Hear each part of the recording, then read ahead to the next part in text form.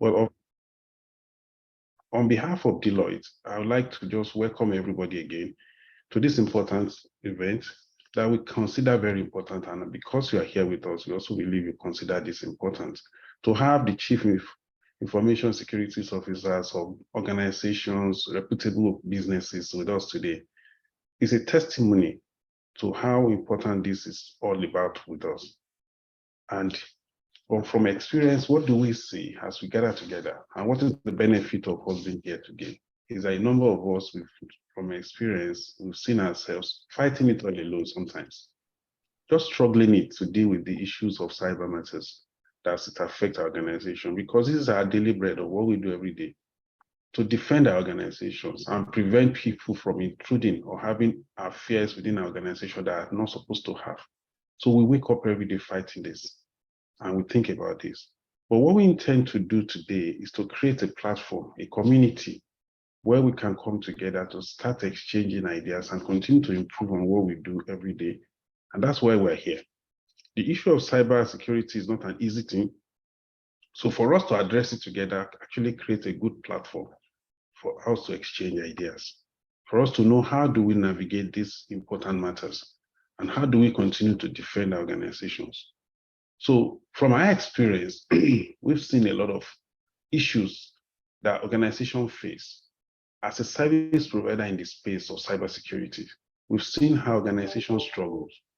We've seen circumstances where modern environment just continue to create challenges on a daily basis to which people have to continue to address. It goes beyond investment. We find organizations investing and doing so many things in order to make sure that they protect the system. But alas, we still see them struggling. We see people intruding into their affairs, even when they least expected, even with all the investment that they put in place. And the question you ask ourselves is, why are we continuing to have this kind of experience? The reason is because the hackers are not sleeping. They continue to innovate every day. They work as a group. They work as a team. They cohabit. They co-create.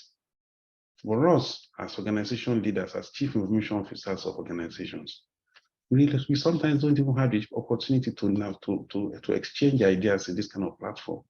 And then we're dealing with people that are actually looking at us from a distance, making the technology of today much more closer to us, unaware, unintended. Even with the least staff or the least personnel that work within an organization that we never expect, they are working for them. They are providing information to them. We dispose documents. Some people are interested in some of those things that we do. We deal with matters every day without knowing that somebody is actually standing somewhere there, just studying us and trying to understand what do we do and our characters. So they become more community where they even exchange information to at least expectation. And those are some of the challenges we've seen as Deloitte while working with clients, that it goes beyond investment in terms of infrastructure, in terms of equipment or hardware. People are studying us and they're monitoring us. So what do we intend to achieve here today is for us to use this platform to continue to engage within ourselves, continue to create a community of relationship that we can continue to benefit all the interests of our organizations. And that's what we're intending to do today. I'm not the expert. I mean, you probably have heard my profile, but I haven't been part of the system in the last few years. I've come to realize the importance of cybersecurity. And that's what we're trying to do, that we've decided to bring in experts, people of knowledge, people that have had experience to share some moment with us and with all of us on in this panel to also discuss and see how we move forward. How can we be beneficial to each other? And how can we continue to carry this thing that we're not going to be the only one just working and spacing ourselves through this process? So the value for us today is the ability to create a community that after this session, we can all sit together, we can all continue to relate and continue to have this community to develop into a better way of, even within the West Africa space, we're able to deal with those guys that operate in the dark web because they will continue to be sophisticated. So on behalf of Deloitte, once again, I want to thank you all for being here. I want to continue to appreciate you. Our panelists today, we appreciate you for putting all those materials together for us to be able to benefit from your wealth of experience. And we want to say thank you for being with us today. Let's enjoy this moment. Let's share knowledge. Let's relate together. Thank you very much. Thank you very much, Fatai, for that very warm opening remark. I can already tell that this symposium is going to be very great. I think a key take home from what Folarin just said, it goes beyond investment in terms of infrastructure and all. It is the ability to create a committee that will deal with those guys that operate in the dark web. In a moment, we'll be having our keynote address of the day, and taking us on that, it's a pleasure to introduce to us Dr. Adeze Udesi, MD, Titan Trust. The fire of feminine brilliance in business, corporate banking, and compliance continues to burn in her. She has over 2 decades of active experience in the financial industry. Yet still, her portfolio reaches into retail, commerce and e-business, private wealth management, business development, credit, marketing, and the public sector. She is a strong business development and turnaround management professional. She graduated from the University of Bangor, Wales, with a Chartered Banker MBA and has attended several executive education programs at Harvard, Wharton, Kellogg, and Instead Business Schools. Please join me in making welcome Dr. Adeze Udesi, Managing Director, Titan Trust Bank, Nigeria.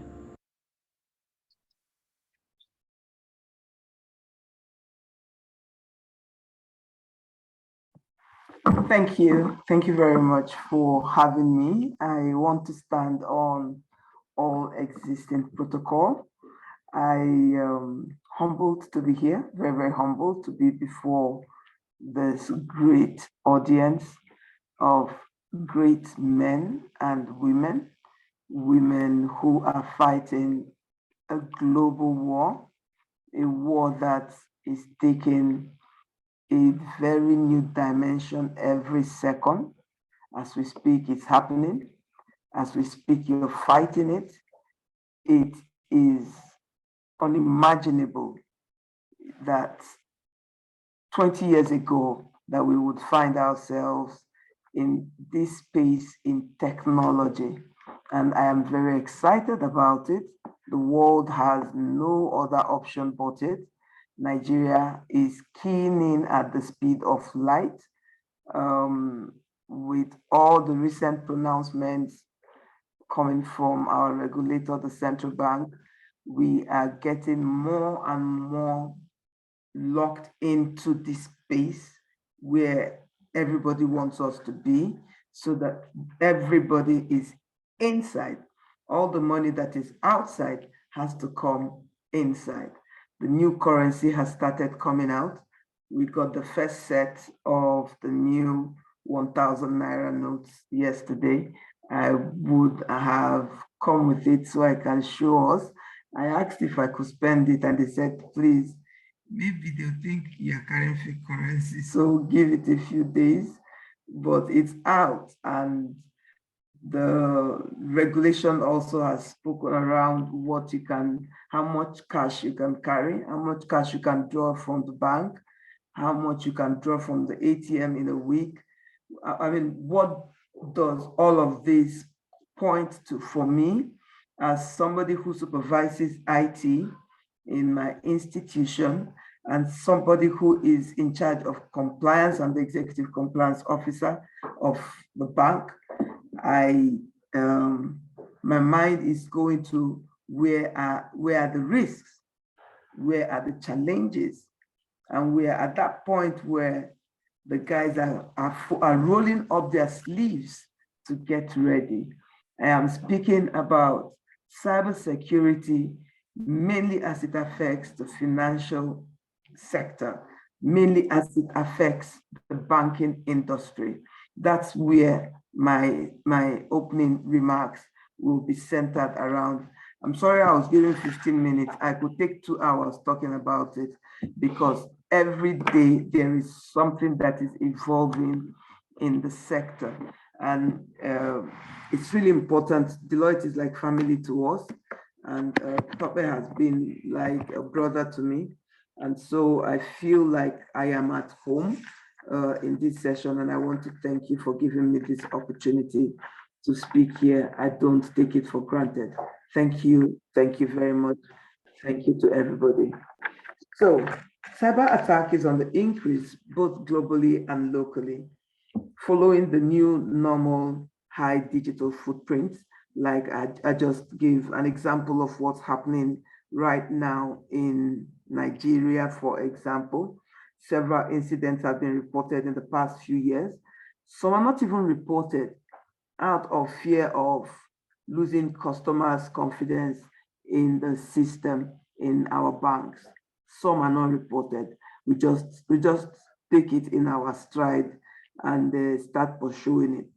If we put out all the numbers of what's going on, you will be shocked at how serious the issue of cybersecurity is, and the whole country ought to take it seriously. The banking industry is taking it seriously. It was discussed yesterday at the Bankers Committee, and I'm sure it's going to come up again today at the meeting that we have with the Committee of Bank CEOs today. Cybersecurity is always top on the table, and I am also sure it will come out at the retreats that we have from tomorrow with all the CEOs and the central bank governor. Organizations across the industry are susceptible to cyber risk. In Nigerian financial system, the CBN reported some cyber incidents with scary financial exposures. According to Dataport, in 2022 alone, this year alone, more than half, 60% of consumers reported an increased concern for data safety due to the COVID-19 pandemic. It went up.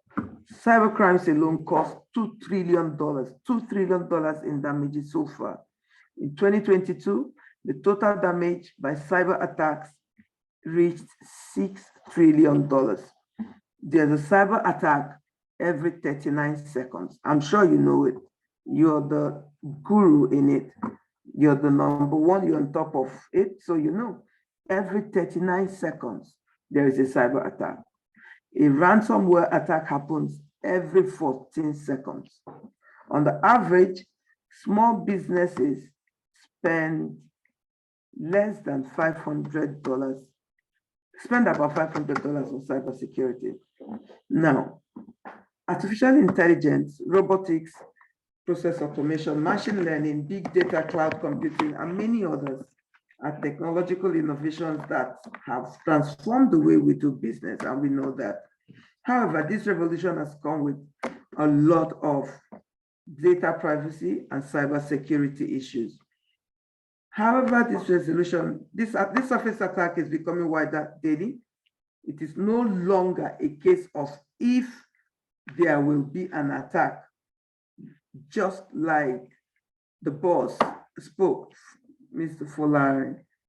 We're no longer on the space of if there will be an attack. It's a matter of when the attack will happen. It's going to happen. So it's when it will happen. And so the questions that come to mind are, what do we do when we are attacked? How do we respond? Do we have the skilled workforce to quickly respond to an attack? Because when there is an attack, time becomes critical.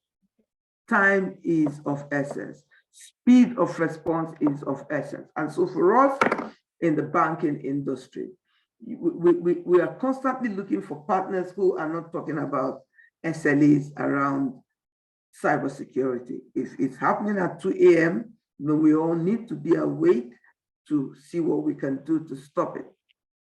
Because, I mean, you all are the ones who have chosen to be the good ones, the ethical ones. The ones in the dark web are the bad ones. So it's not like you don't know what to do if you want to be unethical, but you have chosen to be the ethical ones. And so you're the only ones that know what they're doing. These guys are constantly thinking ahead of all of us.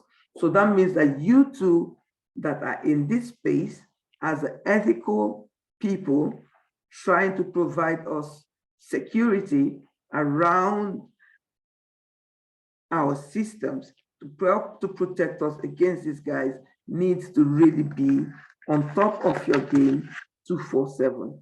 It's a game of 24/7. It's not a game of I close work at 6 o'clock and we go. And so you the guys mainly hit at night. They mainly hit over the weekends. They wait for you to shut down at night.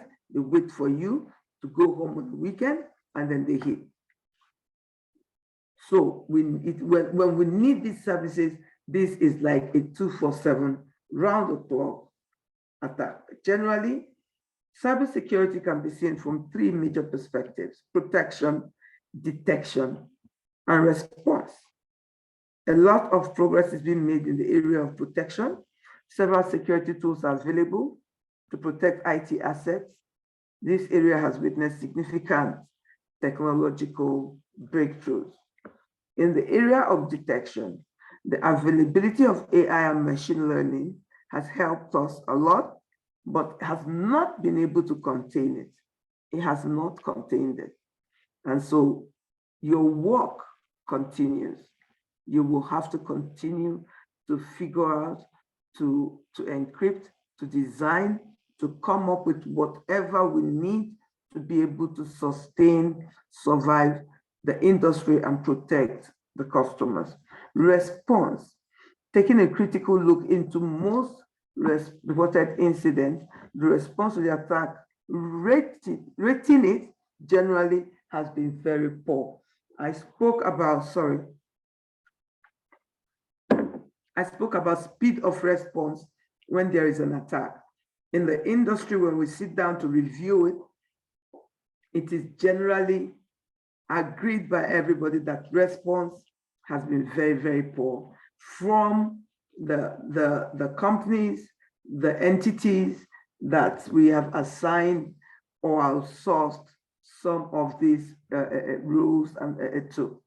This is a major challenge that we have, and we will really, really need us to address it, because I believe that it's a gap that anyone is able to address to the satisfaction of the financial industry, for example, and the banks.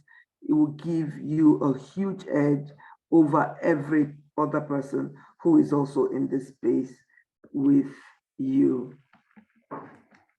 I also believe that this and several other issues bothering the banking industry will come up in this conversation. I will talk about top cybersecurity risks in financial institutions. Number one is card attacks, the cloning and stealing of card information to perform fraudulent transactions. Then we talk about phishing, emails crafted to trick recipients to divulge sensitive and confidential information. I think I get this one like maybe every 2 weeks there's one. Somebody will send somebody an email with my name. You know, they're very careful with the way they craft the email. So if you're not looking well, you see it, you go, oh, it's an email from her. But then when you go to the body of the email, they give themselves away there. They give themselves away in the sense that they don't, maybe somebody I calls you boss, they will address you as dear Ada. So the moment the person sees it, the person is just going to say, no, no, no, no, no. I have some of my colleagues that I call boss B, boss O, boss F, boss D, boss K, you know, like that, you know, but they're my colleagues. So if I want to write them, I'll probably say, boss D, I need you to do this for me. Boss Mark, can you help me do this, please, very quickly, sort this out, move this to this, or ask these people to do this. So when you now write them and you say, Boma, they will immediately know it cannot be coming from her. That's not the way she writes. And then the way the body and the ending will come will make them go and check the email, and they'll see how it has been altered. So a lot of times I tell them, don't even bother sending them to me. You can snap your screen, but immediately delete it. There's no need. And then we do these phishing tests, you know, in the office where we have the cybersecurity department send out emails asking you to click on this link to register for one thing that is not real or not, to know how many people are going to click on the link. You'll be shocked at the percentage that clicked on the link the first time it was done. Almost 70% of the institution clicked on the link the first time it was done. That was scary. That was really, really scary. And so we had to come back together, have more trainings, explain to our people. But they see these mails, do not click on any link, do not click on any link. But yet, until this, like they said, until those exercises happened, it didn't click, it just didn't register, it didn't sync. Now, truly, you don't click on any link unless you are sure of what it is about and who it is coming from. We are dealing also with a hacking due to weak patching. I'm sure you all are the experts in that area, so you understand what that means. Because I've had to work in spaces where we've been hit and we're looking into what went wrong and all of that, we understand patching now. I read banking. I didn't read IT, security, and all those big technical things that you all read, but one has to learn. That's the world that we are in. You just have to learn. And so when my 10-year-old son says, I want to work in your office, I said, which department? He said, IT. I was very happy. I said, please get ready. And today he's done, he's learned HTML. He's able to build websites. Now he's teaching himself Python. And I go, why don't you come back to the office and learn Python? I said, no, I need to learn it. I need to go halfway before I see my boss. His boss is my head of IT. So I can show him how far I've gone before they take over. I need to be seen to be adding value. And by the way, I'm not being paid for that job that I'm doing. I said, which job are you doing? You go there and they teach you work, and then you expect to get paid to be taught to work. Okay, I'll give you £5 so that you can get up and go to work next time. So everybody now understands that this is the future. It is so important that everybody can do it. If I was younger, I'll be in this space. I will not be in banking. I'll be on this side, because law enforcement is something I like. Keeping things, doing the right thing is something I like.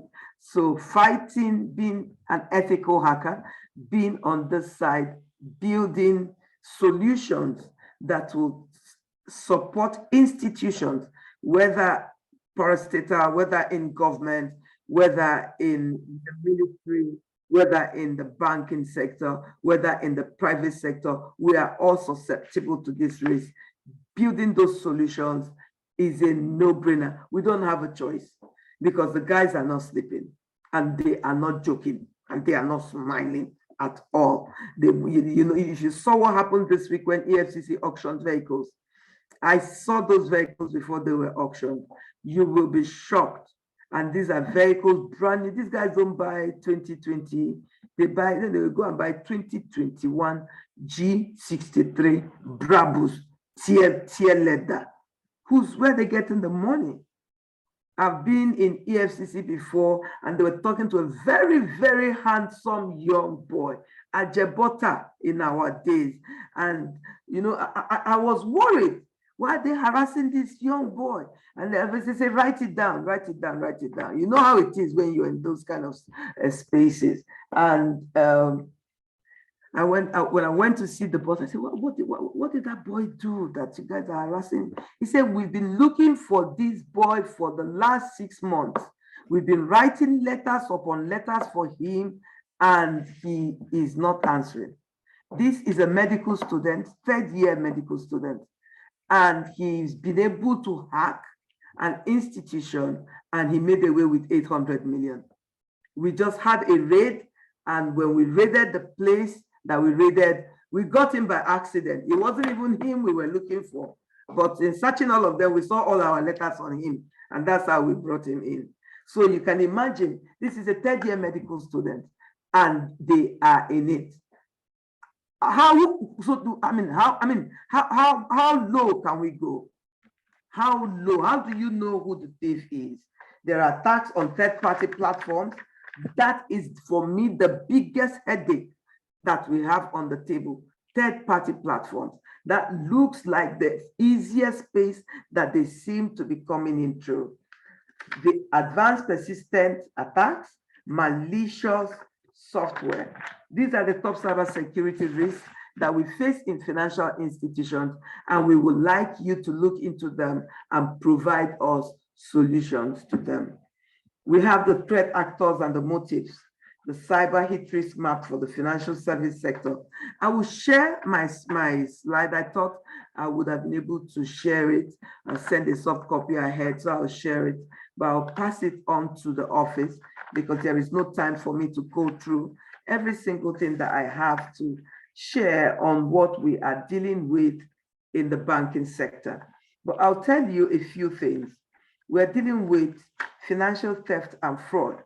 We're dealing with theft of IP and strategic plans. We're dealing with business disruptions as a result of all these attacks and challenges.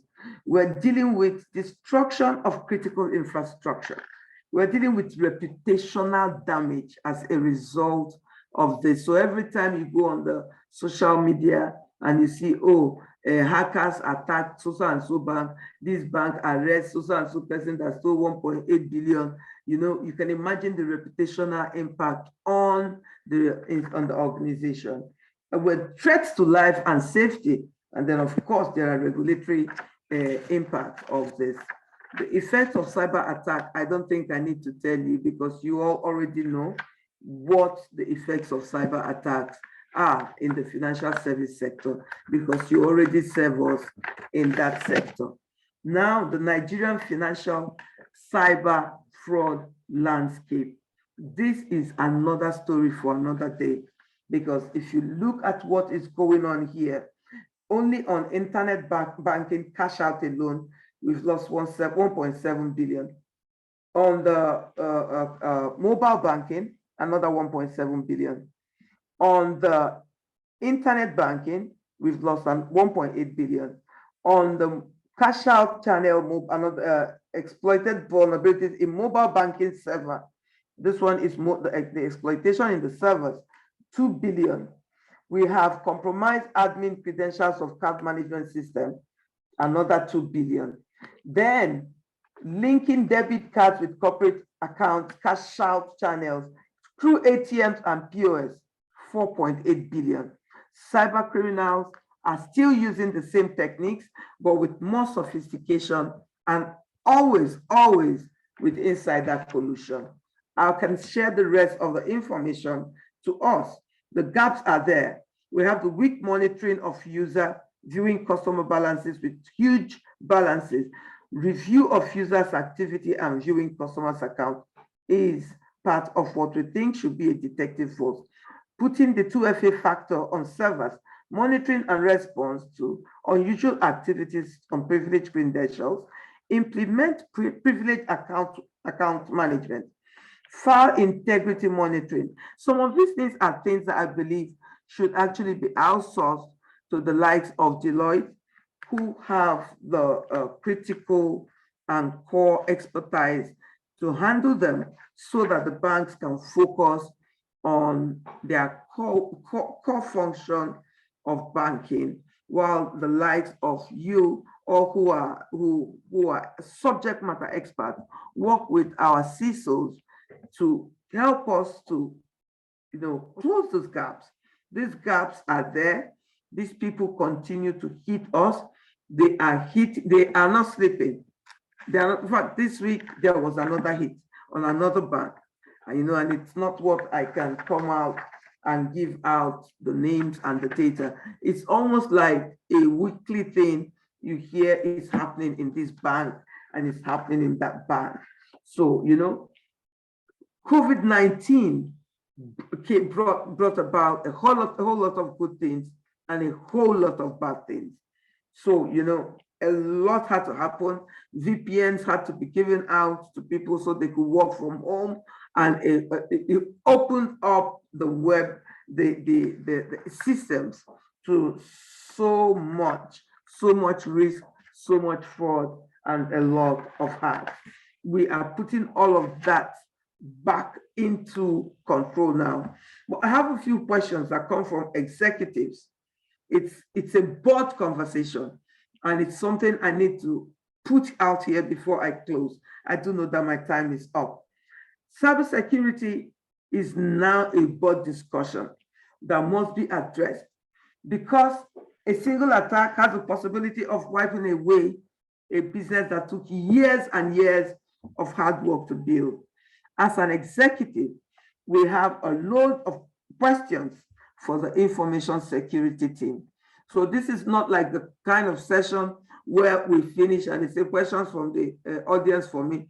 And me too, I have questions from myself to the audience, so that we can all discuss it, because these are questions that come up on a daily basis in the boardroom, in management meetings, on what is the way forward on this.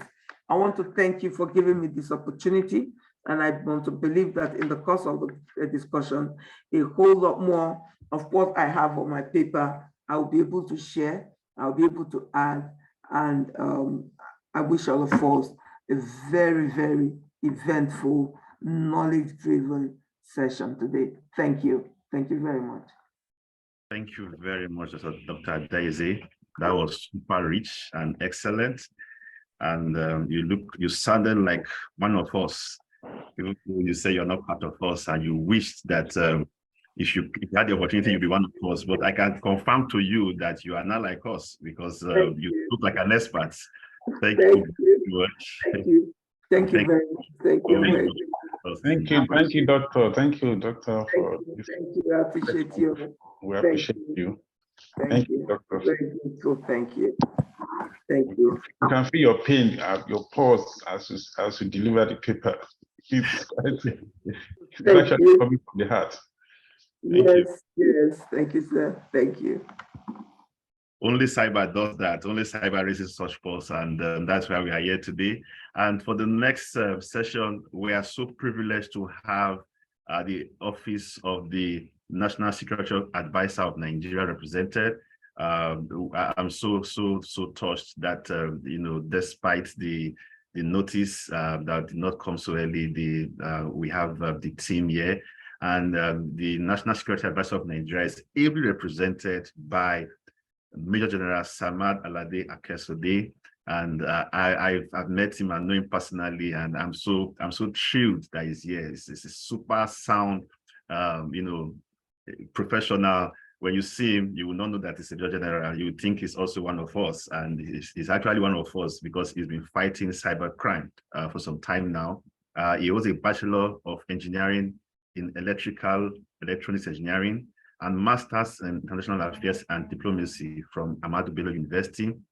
He also has a Masters in Defense Management, Command and Strategy at the École de Guerre in France. The General is a member of various professional bodies. Notable among them include Fellow of the Nigeria Institute of Management.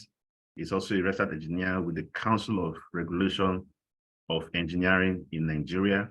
He's a fellow of the Nigerian Society of Engineers and a fellow Institute of Strategic Management, and a member of Cybersecurity Experts Association of Nigeria, as well as a member of the governing board, Nigeria Identity Management Commission, among several others. He's held several significant command positions and appointments. Some of them include Deputy Director of ICT at the Defense Intelligence Agency, Deputy Director of Policy at the Department of Policy and Plans Army Headquarters.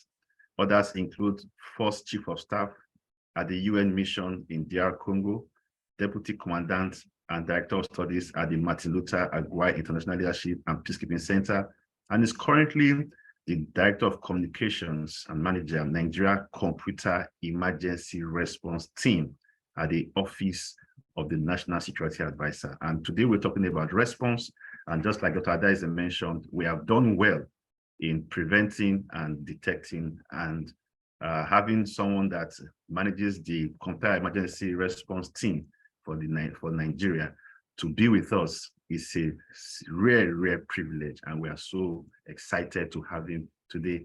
So at this point, I will hand over to him. But before I do that, I see that he likes playing chess and golf, which is similar to my hobbies. And he also has 3 children, and I have 3 children. So after this session, we have to connect on many fronts because we have so many things in common.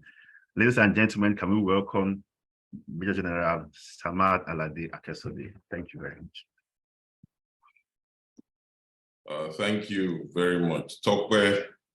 And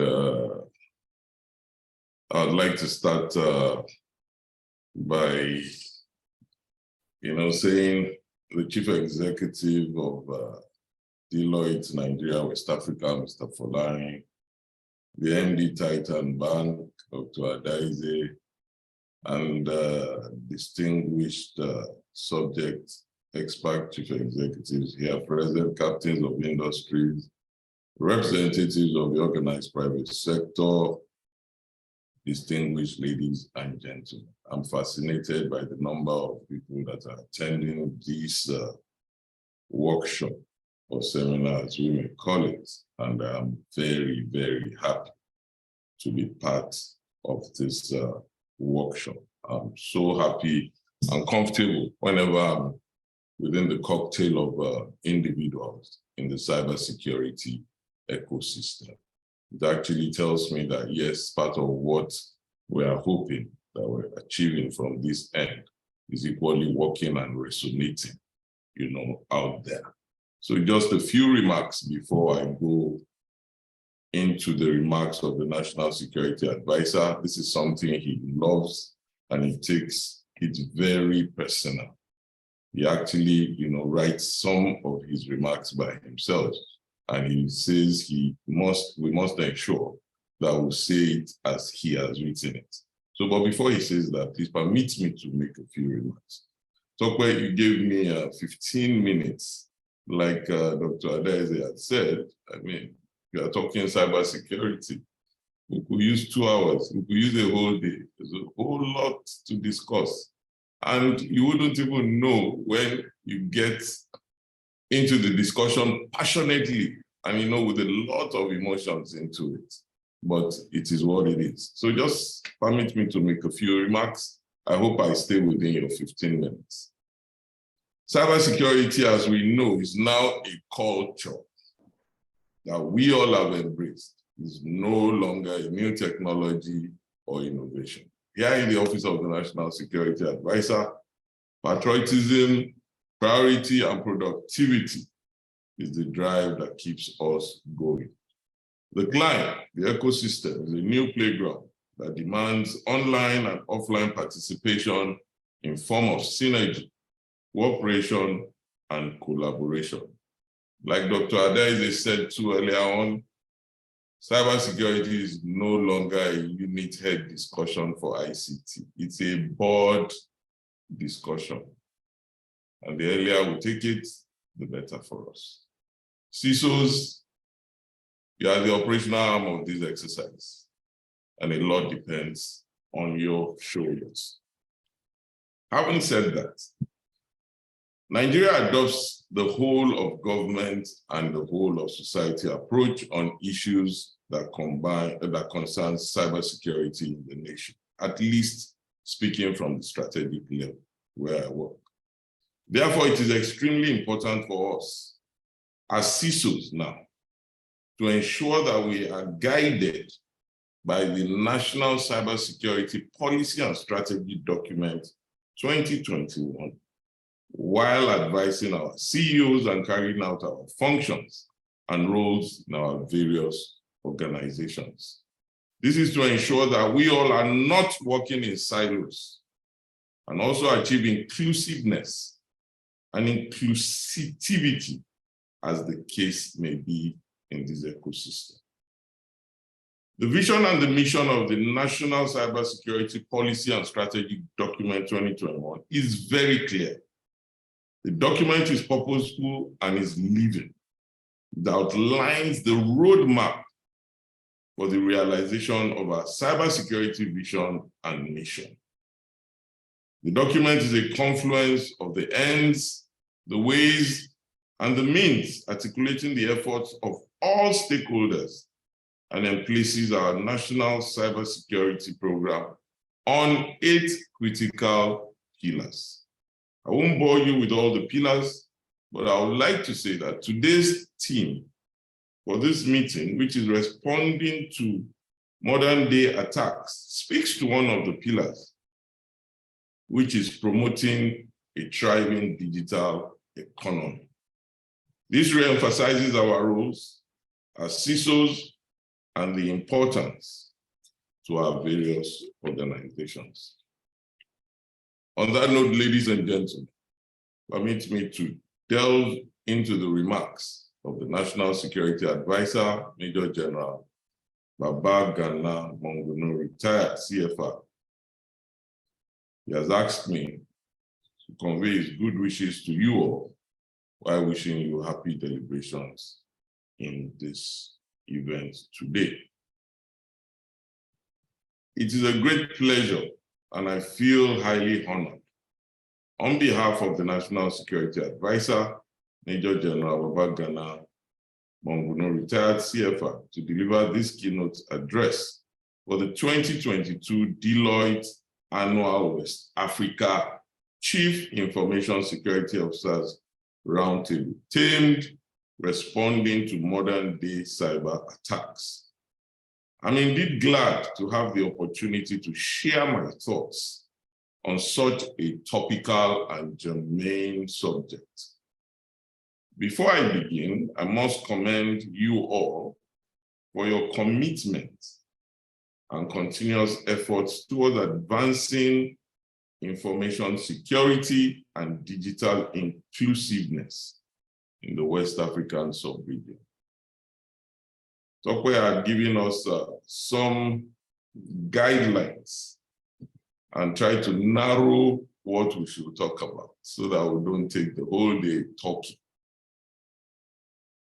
As we know, the cyberspace has an ubiquitous influence over almost every sphere of business and livelihood, which makes the need for robust infrastructural resilience to guard against the menace that comes with it.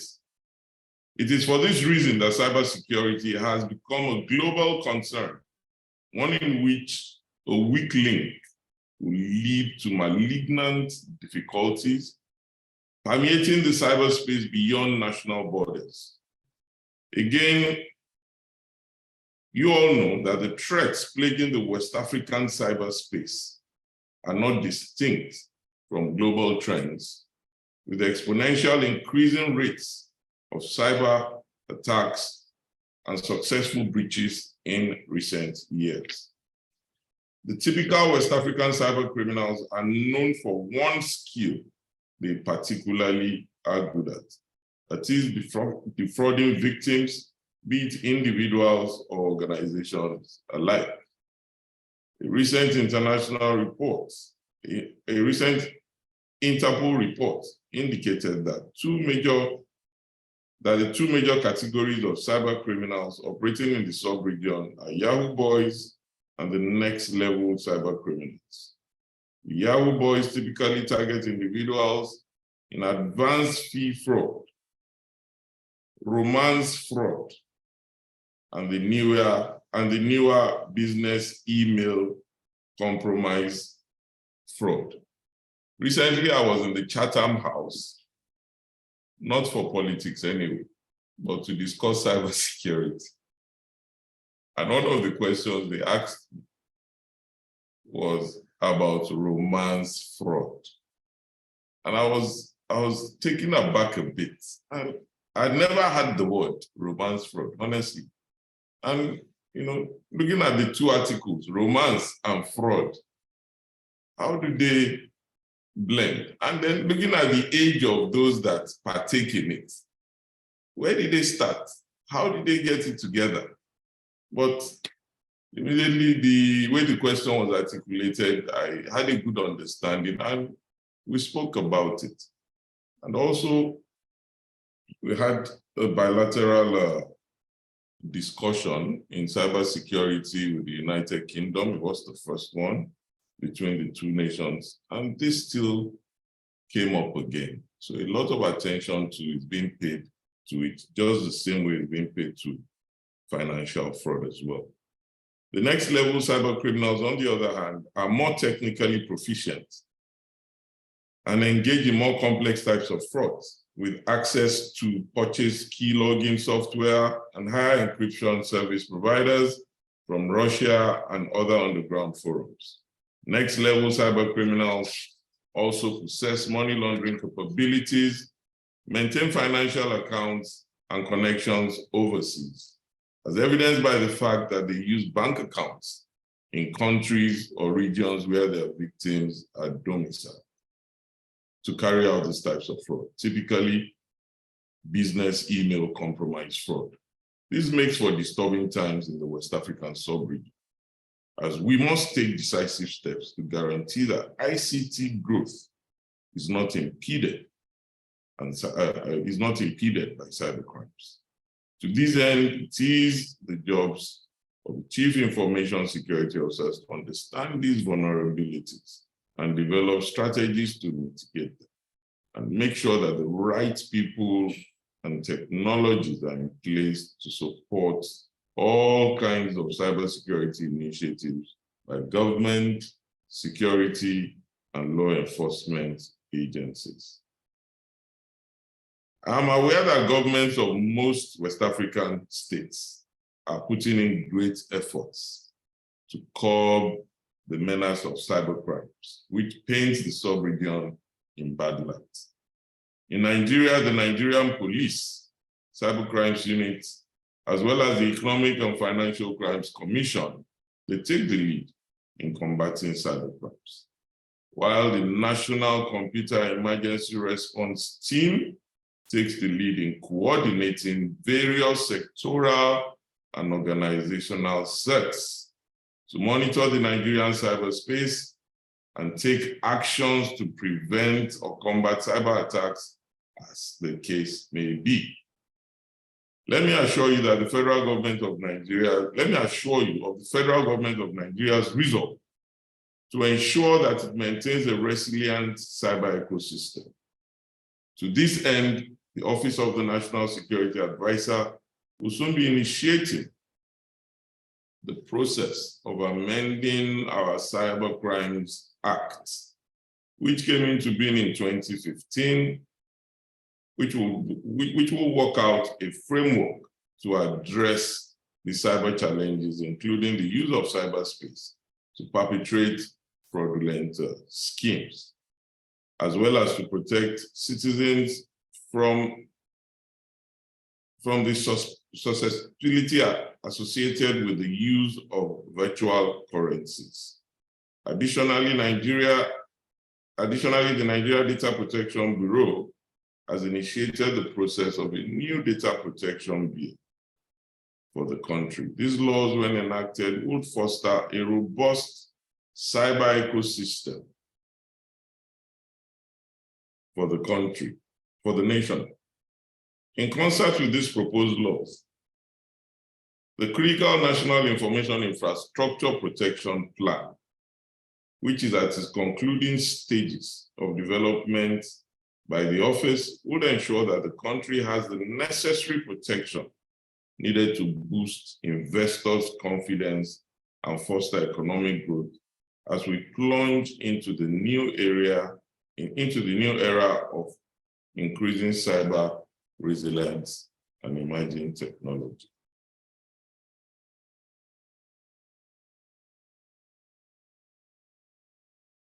Sector collaboration on cyber intelligence, Nigeria's National Cybersecurity Policy and Strategy, document 2021, provides for the development of a robust and adaptive digital ecosystem in which both the public and private sectors can participate. This was done in an effort to fully capitalize on the benefits of the digital revolution while successfully combating the growing risks of cyber threats and developing a more cohesive and systematic plan. It is necessary to note that the protection of the critical national information society approach, where both public and private sectors form an integral part of the cyber intelligence network. Additionally, the public has a critical role to play as well, because in the grand scheme of affairs, the weakest link is most often the easiest target of cyber attacks and pose very high risks to establishments. As such, the responsibility for developing a cyber resilient ecosystem is through an all of society participatory effort to maintaining good cyber hygiene and discipline. Most importantly, once again, you must, as chief security officers, be on top of your game in the critical areas of security operations, cyber risk and cyber intelligence analysis, data loss and fraud prevention, as well as the security architecture of your organizations. You must also be robust in your identity and asset management, as well as program management plans, with effective investigations and forensic capacities. Governance and compliance systems must equally be in place. You must ensure that. These, I believe, should form the focal points of this gathering. On this note, on behalf of the National Security Advisor, I once again want to commend the efforts of the organizers of this event and encourage everyone on this roundtable to actively participate, as the event is expected to produce far-reaching inputs for enhancing cybersecurity, not only in Nigeria, but in the West African ecosystem. Once again, thank you and God bless you all. I'd like to inform as well that Deloitte has been recognized in this office as a major player in this field. And I am happy to tell you that the office continues to welcome your collaboration and your efforts going forward. Please feel free to contact myself or the National Security Advisor at any time on issues relating to cybersecurity. Thank you for inviting me, and God bless you. Thank you. Over to you. Thank you very much, Major General Akesade. A very big thank you once again to our keynote address speakers for today, Dr. Adeze and Major General Akesade. Thank you so much for taking out time out of your extremely busy schedules to attend this symposium and also give us these wonderful keynote addresses. And we are so honored to have you here at Deloitte. I would just like to reiterate some of the things our keynote speakers have said. Cybersecurity has indeed become a culture. It is no longer a unit head issue, but a broad discussion. We must understand that for us to continually evolve as professionals, we must take active steps in ensuring that our responses are intact, are top-notch. It is important that we understand that we are constantly at war with cyber criminals. They are constantly collaborating. So we need to up our games as security professionals. We'll be moving on to the next agenda of the day, which is the very wonderful presentation topic, dissecting modern-day cyber attacks. And taking us on that, it is my very wonderful pleasure to introduce to us Dr. Aladenesi, who is a partner and risk advisory leader at Deloitte West Africa. Before Tope, sorry, let me just thank Major for being part of, or Major General for being part of today's session. Thank you very much. We appreciate you from the National Office, from the high level of Nigeria's authorities on cyber-related matters. Thank you, sir.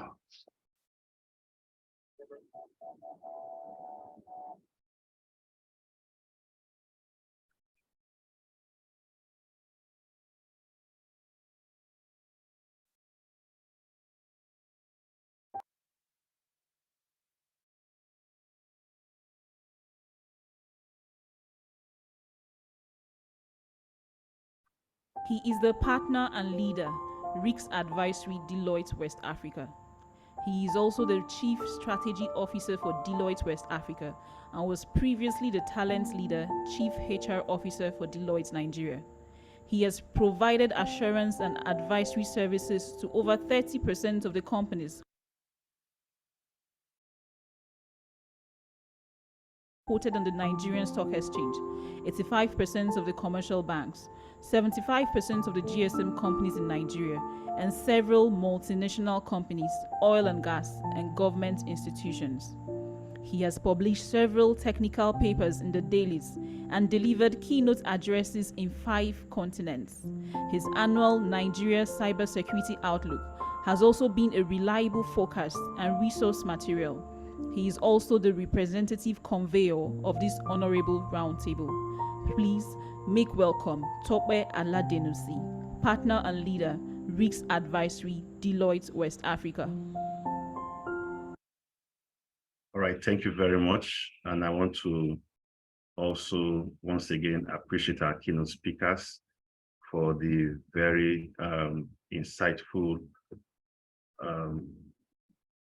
keynote address that we have had today. It's been very interesting and enlightening. And they've also touched on a number of things which I plan to talk about. So please, if you see me jumping a slide, it's not because I don't know what to say. It's just because our keynote speakers have, done good justice to that slide already. And I will just skip that slide to go to the next slide. All right, so today what we want to look at is to just do some case studies of real life issues that have happened. Deloitte is privileged we are the only Big Four firm that has a cyber intelligence center, within Nigeria and Ghana. And we have on a 24/7 basis, just like Dr. Deze mentioned, we are seeing what is going on across West Africa. And the attacks as they happen, we see a number of them. And we're also involved in a number of high-profile investigations. And we want to share some of these experiences with you. Just go straight to the point, and so that when our speakers are discussing, we are not just talking theory and giving you statistics alone of what's happening in other jurisdictions, but showing you what is happening in our own climate. So we'll look at what is contributing to these recent attacks, examples of these attacks, as well as what we can do to mitigate the risk, which I believe will be talked about by the discussants. Of course, we know that this cyber crime has changed today's business landscape, and there are many factors contributing to this, from economy to technology factors, to human factors, business factors, regulatory factors, as well as third party and supply chain factors. Now, if you look at the economic factors, there is so much economic pressure globally. The outlook for the global economy has deteriorated in the past few months, with over a third of countries expected to experience a contraction in their GDP in 2022. If you then look at,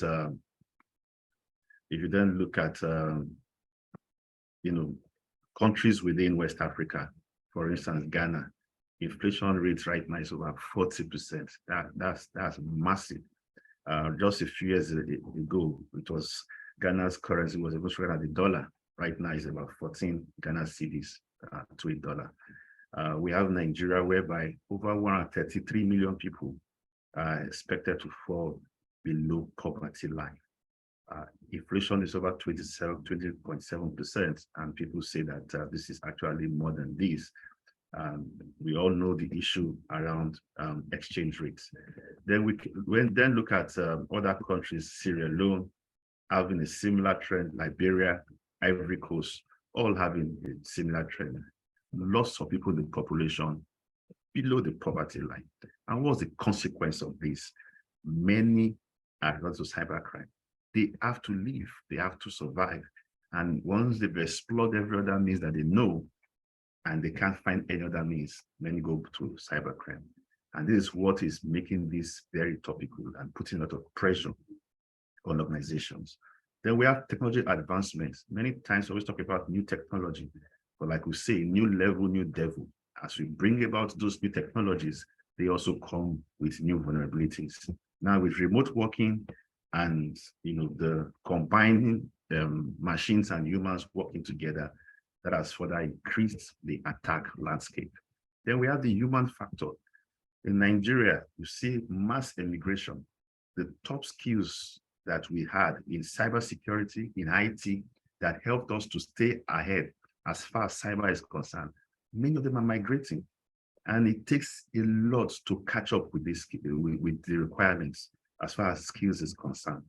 There is also poor documentation in many organizations. So the guy has the skills in his head and he has left and nothing was documented. So we're back to square one. We also have instances of collaboration between insiders and outsiders, whereby people that have skills internally are now collaborating with people from outside. That's a deadly combination that is evolving. And this was part of our annual cybersecurity predictions. Like many of you may know, every year we give predictions, our outlook. The next one is coming in the next few weeks, talking about 2023 outlook. And when I looked at it this morning, everything we said is what is happening. Very accurate. And you may want to check it and Google it after this session. Then also third party. Dr. Adaize mentioned, it said this is our biggest worry, and that's the truth. We have instances whereby third party rely on third party, that rely on third party, rely on third party. So you have sixth party, which many times you don't have visibility about, and that's becoming a major issue. And of course, we have regulatory pressures as well. The business is trying to combine itself in the midst of all this storm, and this has led to several attacks. And these statistics have already been mentioned. I will just move straight to the next slide. Now let's look at, I want to look at 3 examples of attacks that have happened recently in West Africa that that we can learn from.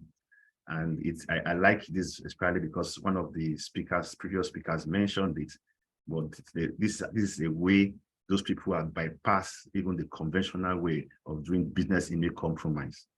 The breach happened in May, and it was discovered in September. And that's one thing we've also noticed about breaches. It takes a lot of time to be detected. Of recent, we are seeing that many attackers were in the organizations for 6 months and above before they were detected. Now, what happened was that the hackers got access to the email of the executive, and there was no multi-factor authentication. So they had access to the email. And what they did was that for several weeks, they just listened to the conversation, which means they just checked how the mails were going out and coming in and observing the trend. Then they noticed that there's a particular big time customers abroad that they were doing business with. So they created some forwarding rule to forward every mails to a particular email address. So whenever a mail comes to that particular account, it is auto forwarded. And so the attacker was always getting real-time information of what was happening in that particular organization. Now, at some point, the attacker hijacked the conversation. And what did they do? The business partner they were working with at the other end, they created a fake domain that looked like their own. So let's say it was Deloitte. The I in Deloitte, they can put it a 1.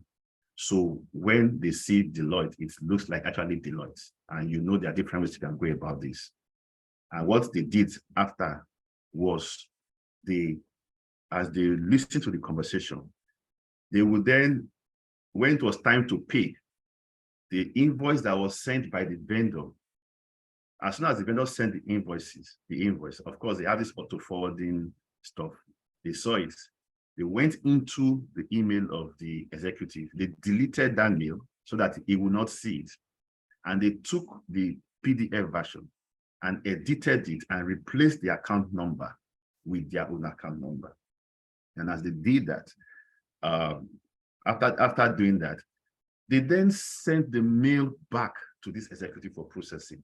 Now, when they were sending it back, they used the fake typos quoted domain that they had created, and they used that to send that email back. And with the all the trail, recall that they've been forwarding all the conversation.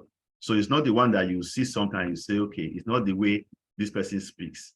In this particular instance, they copied and pasted all the trail. And of course, the executive approved it and sent it to finance. Finance processed it, and money, lots of hundreds of thousands of dollars left the organization. This was in an energy company. That's case study 1. Now, case study 2 was in a manufacturing firm. An employee at a site downloaded an MS Excel document. And that, unfortunately, that particular system did not have antivirus. And many of us have this. It was rather, it had anti-malware, but not updated. There are even instances whereby the anti-malware was updated, but it did not pick that particular variant. So it happens in different ways. But this particular case, it was not updated. The file that was downloaded contains a malicious script, and that script started to infect all the drives. Now, it started infecting the drives, and they used a lot of USB in that place. They used, some very poor practices to the point that it infected their SCADA systems. And SCADA systems is those manufacturing systems. It's not the usual Windows or Unix boxes. Those manufacturing systems that controls all those plants, and now they work. And so what happened was that but the way the malicious program was designed to operate was that it was going to detonate at a particular time. So the first time it went in, nothing was happening. Everything was silent. Then after some months, it detonated and took control of every system, encrypted their files across all systems, and the plant had to shut down for several days. And that plant was actually quarantined from the group, and lots of millions of dollars were lost. Now, one of the things that scares me the most is that, given what I've seen, and is that you may be fine today, but you may not really be fine. Because of some of these attacks that I've seen, these guys were there for weeks. The malicious files were there. There was spyware there, and nothing was happening. Everything was fine for some weeks or months before they finally, pull the trigger. And one of the things that we do when we go for the autopsy and to find out what happened, when it happened, how it happened, and if possible, who did it, we try to trace the timeline to see when was the first time this thing happened, when was the first system that was infected, and how did this event eventually unfold. And it's always interesting to see the number of days that these guys stay in systems before they strike. The last one I will talk about, because of our time, this one was in a financial service institution. What happened was that there was some configuration changes on some servers by IT that then, for want of a better word, lowered the security configuration. And so a malicious program on that system was communicating with a CNC server or a remote server over the internet. And that's what I've realized. We have seen many times working with organizations. Anytime there is a change, anytime IT people doing a change, no matter how small it is, sometimes they just go back to change some of those settings that we have previously reviewed. Things that we were certified okay yesterday, they're no longer okay today. Sometimes you certify things in test environment, from test to live, it has changed. So this is one area that is becoming very prevalent. And this was the entry points, the weak points. And we've also noticed increased collaboration with insiders. Insiders. The malicious guys collaborating with insiders. They bypassed multi-factor authentication and had access to server.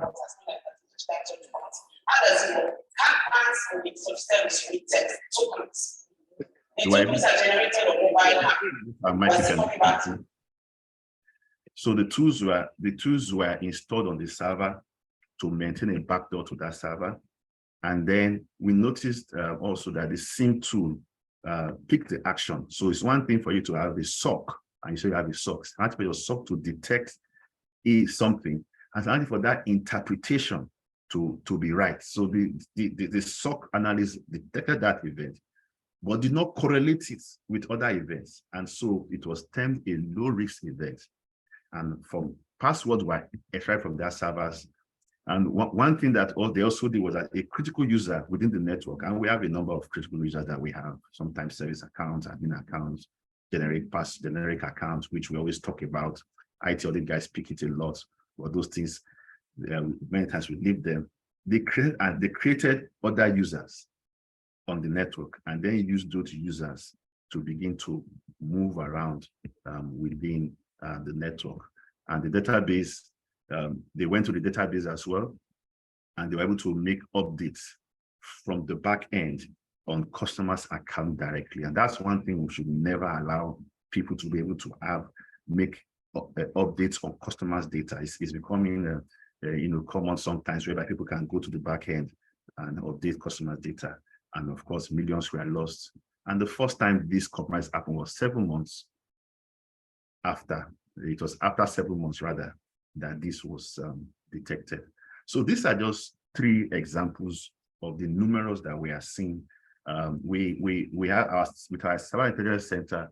I don't know if it's always good to know that Deloitte is rated by Gartner as the #1 cybersecurity for the last 11 years consecutively, and also we also rated #1 MSSP globally.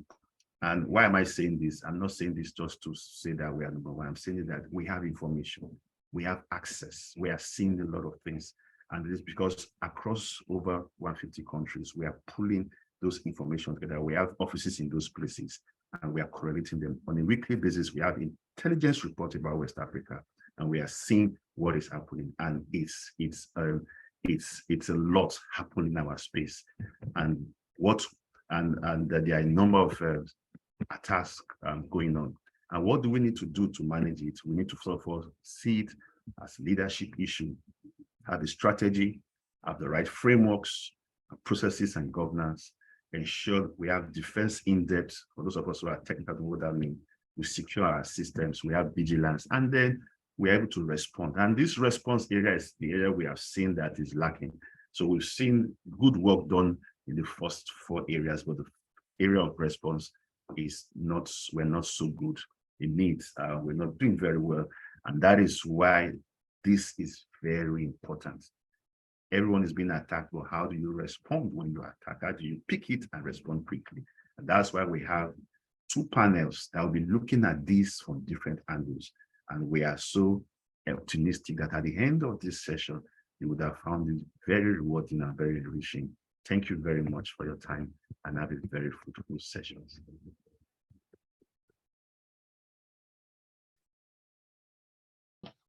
I've personally learned a lot, and I'm sure everyone here have taken a thing or two from your presentation. Like Tope rightly mentioned, the Deloitte Cybersecurity Outlook has been dropped in the chat box. Please take time to go through it. You can download it, and it will help you in your organization. Some of the key things that Tope had rightly mentioned also is, new level, new devil. The way cyber attacks operate now, it's a new level, and of course also it brings a new devil into our organization. And of course also poor change management control. It's one of the weak entry points for most organizations. We need to ensure that our change management practices within the organization follows documented procedure, and of course also there are relevant approvals before any change will be implemented. There's also the insider attack that he has also mentioned, and of course also you can be fine today, but may actually not be fine. You can be good today, and tomorrow something bad will happen. Without further ado, I am glad to introduce to us Sheriff Issa, Manager, Deloitte Ghana, who would be anchoring the first poll session of the day. Sheriff.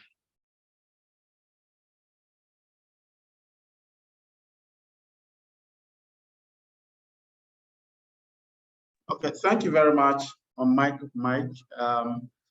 As it stands now, we're going to take the first poll. As mentioned, we're doing 2 polls. For the first poll, we're going to ask a few questions.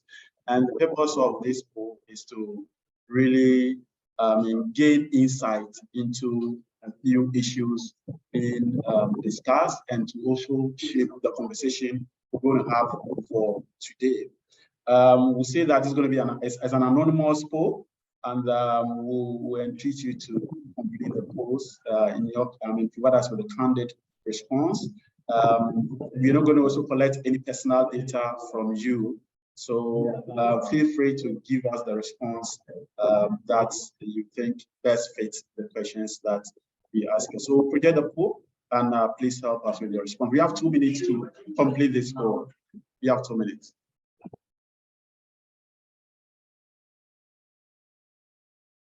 So you can scroll down to see the subsequent questions as and when you complete them.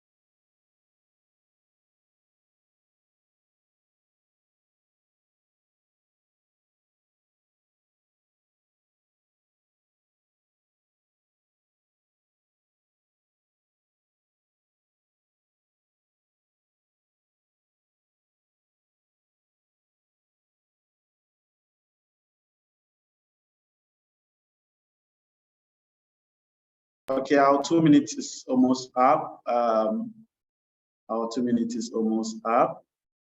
Please, if you've not completed, kindly do that for us.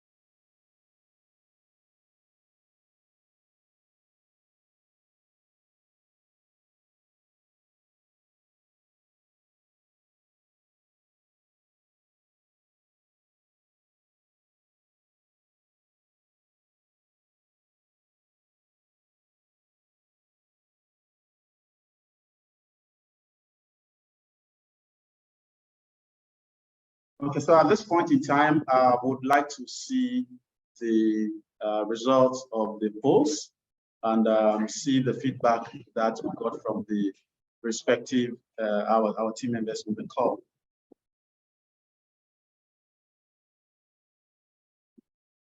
Okay, very interesting. Very interesting. If you look at the first question, it's amazing. I was a majority of the respondents for the first question, indicating that within the past year, they spent, less than 10%, between 10% and 25% of their budget on security. And if you look at the second question too, it's very obvious, very obvious. Top 3 risk, you can see phishing at the top, and followed by third-party risk as indicated by Topi. I mean, this is giving buttressing the points earlier made. Then the third one, as to the top 3 cybersecurity focus areas for next year, we're seeing IAM, identity and access management, at the top, cloud security assessment following, and the DLP, data loss prevention and incident response. I mean, it's obvious. It's telling the stories as they are supposed to be.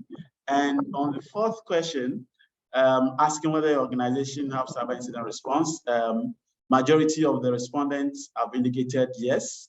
And then the final question, asking whether our organization have cyber insurance, vast majority of the organizations are indicating no. I mean, this is very, very insightful.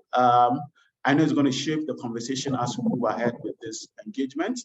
We thank you very much for your feedback, and I hope to get your feedback on the second poll as we move on. Thank you. At this point in time, Boma, please, you can take it up from me.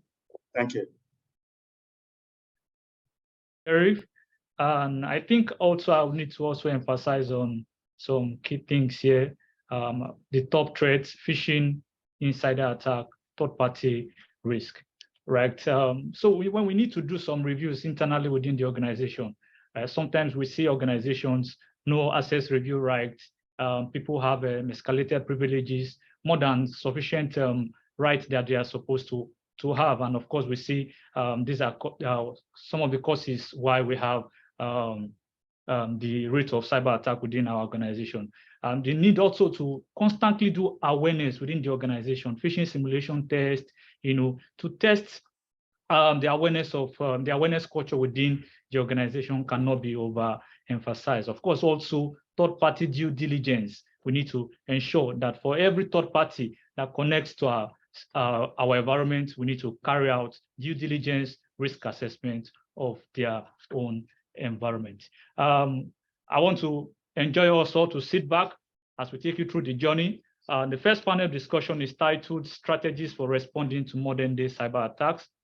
And the second panel discussion is titled Using GRC as a Tool to Respond to Cyber Attack.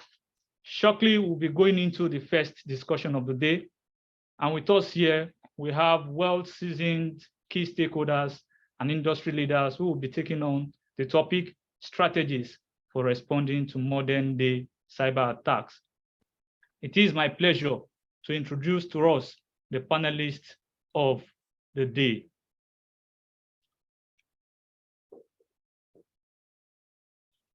We have Romaric Sia, Harrison Inaji, Griffiths, Benjamin, and Fumilola.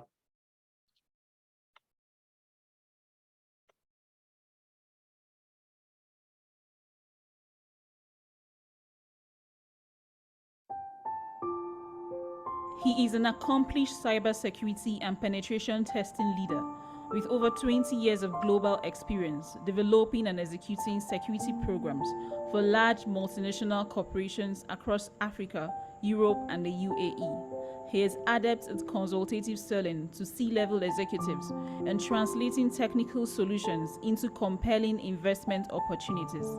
As a cybersecurity expert, he is largely driven by the fix-it phase of penetration testing and has solid implementation experience in threat modeling and security design review methodologies. He is an innovative contributor and speaker with numerous appearances and presentations within leading information security conferences and events.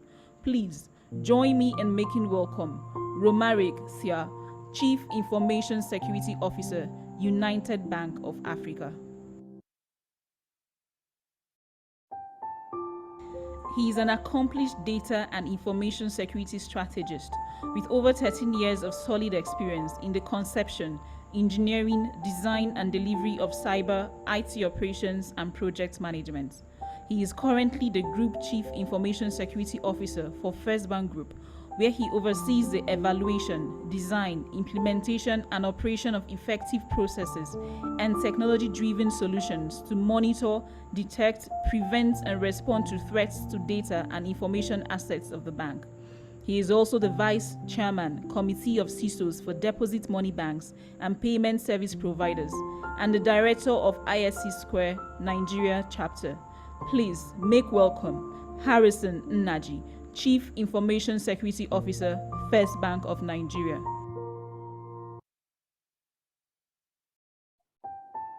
He is a firm believer that the ability to identify risk and implement legal, regulatory, and internal controls at the conception of such ideas is key to any fintech success story.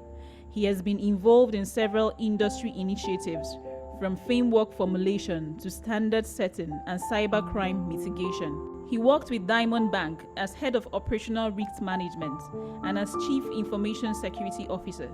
He also works with Fidelity Bank, where he held the position of IT Security Administrator, Head of Networks, and Head of E-Channel Support at different times, having begun his banking career with UBA PLC as a network engineer. Please make welcome Griffith Ahiba, Executive Vice President, Risk Management and Information Security, InterSwitch Group, Nigeria. With over 8 years of experience in managing information security risk and delivering information security solutions to meet organizational goals. He has a strong hands-on technical background in offensive and defensive security, with a solid understanding of security technologies, processes, tools, and best practices. He leads the NITA Computer Emergency Response Team, which monitors and reports security incidents on critical information infrastructure within government. He also played an important role in the establishment of the NITA Security Operations Center and is currently managing the National Public Key Infrastructure and issuance of digital certificates to corporate institutions. Let's make welcome Benjamin Kwako, Head of Security Operations, NITA, Ghana.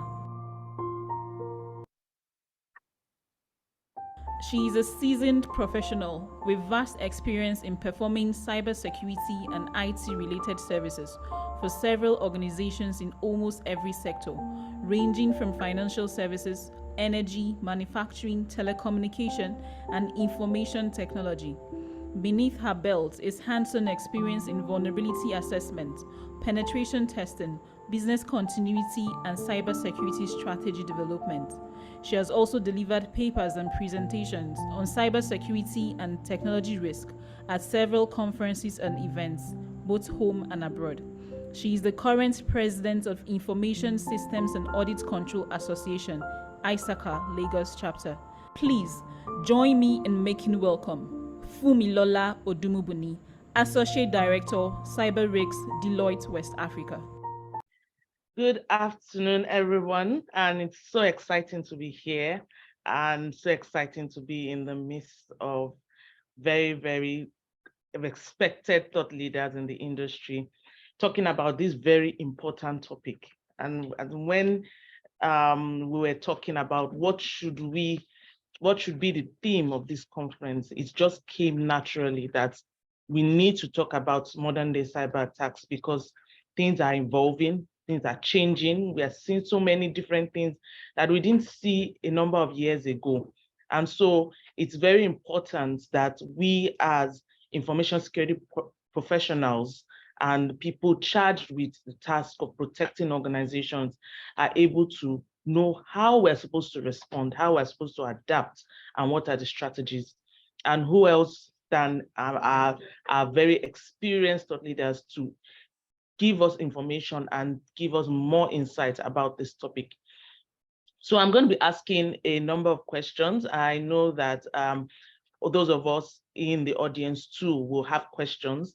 Please, I will encourage you to put your questions in the chat Q&A area, and we will come to questions once we're able to go through the discussions. So I would start with Romaric. And hi, Romaric. And the first question I have for you today is, we're talking about the evolution of cyber attacks, things are changing and all that.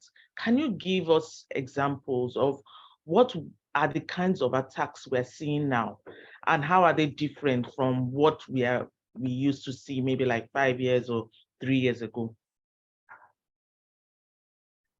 Good afternoon for me, and thank you for inviting me to this very important session. I think the question is speaking for itself. Things have changed quite a lot between now and going back to 5 years ago.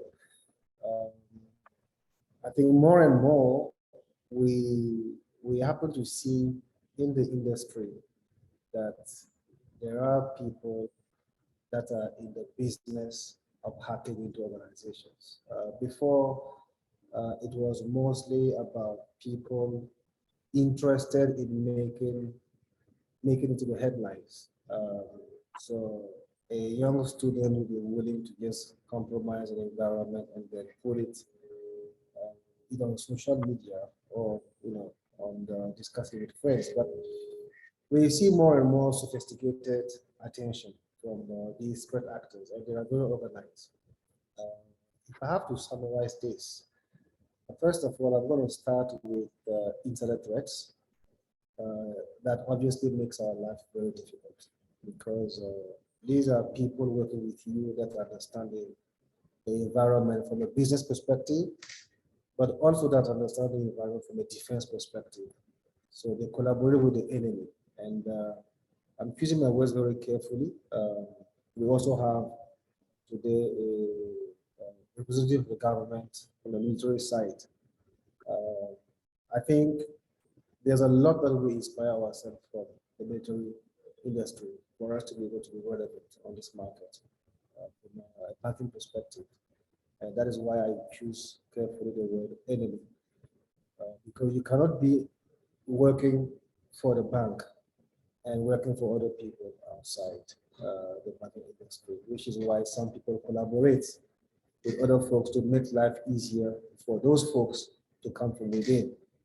And without being technical, we all know that it's easier to call out, backup from, again, a threat perspective once you are inside, because you have given a lot of insight for the hackers or for the malicious persons to be successful. We've also seen an increasing attention from nation-state threat actors, which is very surprising. Very surprising because the threat has elevated, right? From the mere hackers that we see in the street or what we hear about the Yahoo boys, we get to realize that nations like Russia, nations like North Korea, China, India sometimes, and also Iran attacking our institutions, attacking our countries. Just to speak about North Korea, due to sanctions, international sanctions, North Korea is not able to get funding, not able to get some revenue. So hacking has become a business for them, and they're able to use that to finance the nuclear program that is scaring everyone. Another threat, which is not technical at all, is the severe shortage of cyber professionals that we see, mostly in Nigeria, but I think it happened also in Ghana, in Kenya, where we have the hotspot, the hubs of talent within the continent. That makes it very difficult and much harder for us to be able to respond to the threat. Ransomware is very popular these days, even though directly it's not for us a worry, because we'll be able to make use of defense mechanism that, though detect it, also prevent those occurrences from happening. I think I'm going to just stop here and give a chance to my co-panelists also to answer while I ready for these questions. Thank you. Thank you so much, Romaric. That was quite very, very insightful, talking about people that are going into hacking as a business. I think that has really changed the game. Nation states too have come in very, very, they are really, really going into hacking and trying to get a lot of information. Harrison, I'll just call you in. What do you think are the attacks? Do you have any other thoughts apart from what Romaric has said? The attacks that are happening now, and how are they different from what has happened before? Okay, thanks everyone. Again, Secretary, again, I'm sure you're already aware how I'm managing this session here. Okay, so yes, Romaric spoken to a lot of them, but again, we are, in some cases, you're also seeing difference in scale. Okay, you're also seeing difference in scale. And one of those things that is prominent, prior to now, cyber criminals have measured their strengths by the sophistication of the targets. Okay, so if you attack NASA, if you attack a very sophisticated target, you're considered a very high-ranking cyber attack professional or cyber attack criminal, cyber criminal, anything, right? So, but right now people are looking at mass. How many people can you attack at the same time?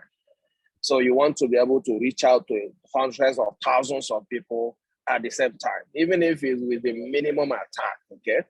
So we're also beginning to see artificial intelligence enabled attacks, okay? I'll give you an example. If you launch a product today, one of the first customers that will visit you are bad bots, okay? Are cyber criminals trying to check out if there are vulnerabilities that can be exploited. And if they identify vulnerabilities, there is a trigger. And before you know, most IT projects go live between 12 midnight and 4 a.m., right? So before you wake up, attacks may have crystallized. And we know a sample in Nigeria where they went live, and in that same window, so many things went wrong. Okay, so that is also there. We also beginning to see things like deep fakes. Wasn't common before. Deep fakes are also beginning because everybody is now leveraging identity. So if you can not compromise identity, why not duplicate it? Why not create something that looks like it? So that is also beginning to come up. Then we're seeing a different scale of insider attacks. Different scale of insider attacks, okay? Prior to now, you see insiders that are either attracted by interest, lured into a syndicate, or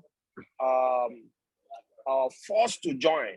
In that case, maybe a kidnap, a threat is happening, but you're beginning to see a different phase where cyber criminals send bright people to IT academy to earn skills, okay? And when they get those skills, they position them in different organizations from the word go. So it's more like insider attack seeding. So you seed the person from the word go. The person already has a mission. So that's completely different from what it used to be.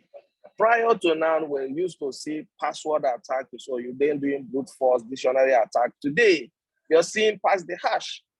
So I'm saying I don't need to crack anymore. I can actually take the same hash and replicate it, okay? So we're seeing things like, we're seeing like golden ticket issues now, okay? Even though it's there before, but you're seeing it in a different scale as we speak. Now, there's also this issue of third-party risk. You know, because we are no longer islands, you have to work with people. So now you are not as just as weak as the weakest part of the chain. It's also as weak as the weakest vendor you're working with. And remember, we now have third party, fourth party, fifth party to party end. Do you understand? And it is real. This is not even, we're not even discussing the cloud-related issues where people jump on the cloud without strategy. I mean, Tobe was talking about framework, strategy, was talking about that people are not able to respond. So that's also a major issue. Now, we also have different kind of, if you look at, for example, on fishing. Fishing is also, I don't know, fishing is now an industry. So either you're doing farming, you're doing whaling, you're doing fishing, do you understand? All of them are now under social engineering, which is becoming a school on its own, always growing wings, because the reality is that you can fix technical things. I mean, you can deploy technical solution to respond to technical things, but you can't deploy any solution to respond to people, because the people that have the privilege are the one abusing it, which is another version of the insider attack. Insider attack, you maybe do shoulder surfing, you want to steal somebody's password and then give it to another person, or you want to do, plug in something to harvest password. Now you have the person you've granted tickets to perform an action has been the person intentionally carrying out fraudulent practice, okay? Then there's another major issue, which is commercialization of attack tools. So now you no longer actually need to grow your skills in how to break systems. You only need to earn some dollars and be able to spend it, and people can create the attack for you. Now, another new thing which was not there is now people are having schools where you can come and be trained on how to become a cyber criminal. And the only payment is only on your success. Do you understand? So they pay you, they train you, they tell you what to do, and when you succeed, then you can give some part of it back. So the dimensions and the dimensions are changing. But unfortunately, the funny thing is that unfortunately, cyber threats is not like COVID, where once there's a new version, the old version goes away. The reality is that even though we're adding more threats, even though the landscape is expanding, the old threats are still there. The malwares are still there.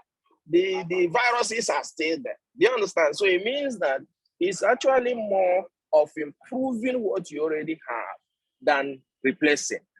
Do you understand? Because the old threats are there, and in some cases, I have seen cases where malware have shut down a business. Do you understand? Just malware, because they're just somehow missed to renew their endpoint protection and couldn't get necessary update, and they had issues. So let me stop here, but the reality is that the landscape is changing. But unfortunately, that change is more on sophistication and expansion rather than on complete overhaul, because the old issues are still there in their numbers. Thank you. Let me stop here for others. Thank you very much, Hassan. Just quickly on that last point where you landed, saying that the issues are not going, they are just being added and they are being more complicated. What would you say is the best way that we can respond? How do we need to change our response tactics to ensure that we are on top of our game for these new threats that are being added? Okay, you're on mute, Harrison. Let me go back to the presentation by Dr. Where he talked about strategy, framework. You need to secure, then you need to be vigilant, you need to respond. You see, response is not something you can do as ad hoc, or you can do when something happens. You start thinking. Actually, the truth is that it's been established that the consequence of cyber attack, the total consequence, the eventual consequence is majorly complicated by poor response rather than the actual incident. I mean, from go to Uber case and all that, this is actually poor response that complicates the issue, not the actual incident in most cases, okay? So the first thing is that you need to be able to build your response. You need to be anticipatory, okay? You need to be anticipatory. If this happens to me, what would I have done? You also need to do simulations to be able to test whether your tools are working. You need to be able to evaluate, what I normally say is that first of all, take inventory of your assets, okay? Your digital assets in this case. Take inventory of even your physical assets. You understand? Because if you have a digital device within a poorly secured asset, it could also be a problem, okay? Then look at the threats that are affecting you as an institution. Then look at the threats that are affecting the industry you play in, okay? Make sure that there's some harmonization. Look at the tools you have, okay? Then look at the residual of this, okay? Then ask yourself, how do I prepare to respond if, for example, I have a ransomware attack, okay? If, for example, people successfully phish critical stakeholders within the organization. If, for example, there's a data breach. If, for example, there's a DDoS attack. If, for example, so you need to create that scenarios. That's why I say it has to be an anticipatory scenarios. Usually when you prepare that, it will be different when it happens real, but you will have hands-on. I mean, you have a frame you can work with, okay? And you need to test it like BCP, like backup testing. Do you understand? So sometimes just agree with a certain level at a certain level of organization that I'm going to create a ransomware attack. I'm actually going to carry out a ransomware attack and see how organization responds to it. I'm going to do a phishing simulation, see how organization responds to it. I'm going to create a data breach, just create a page and send it to the organization that there have been a breach. Do you understand? And see how they respond to it. Then you can tune it. You can tune your response and continuously test it and continuously update the frame. Do you understand? Because the attack scenarios and attack types are changing. The reality is sometimes it's very difficult to prepare for something that have not happened, especially when it's not happened in years. Do you understand?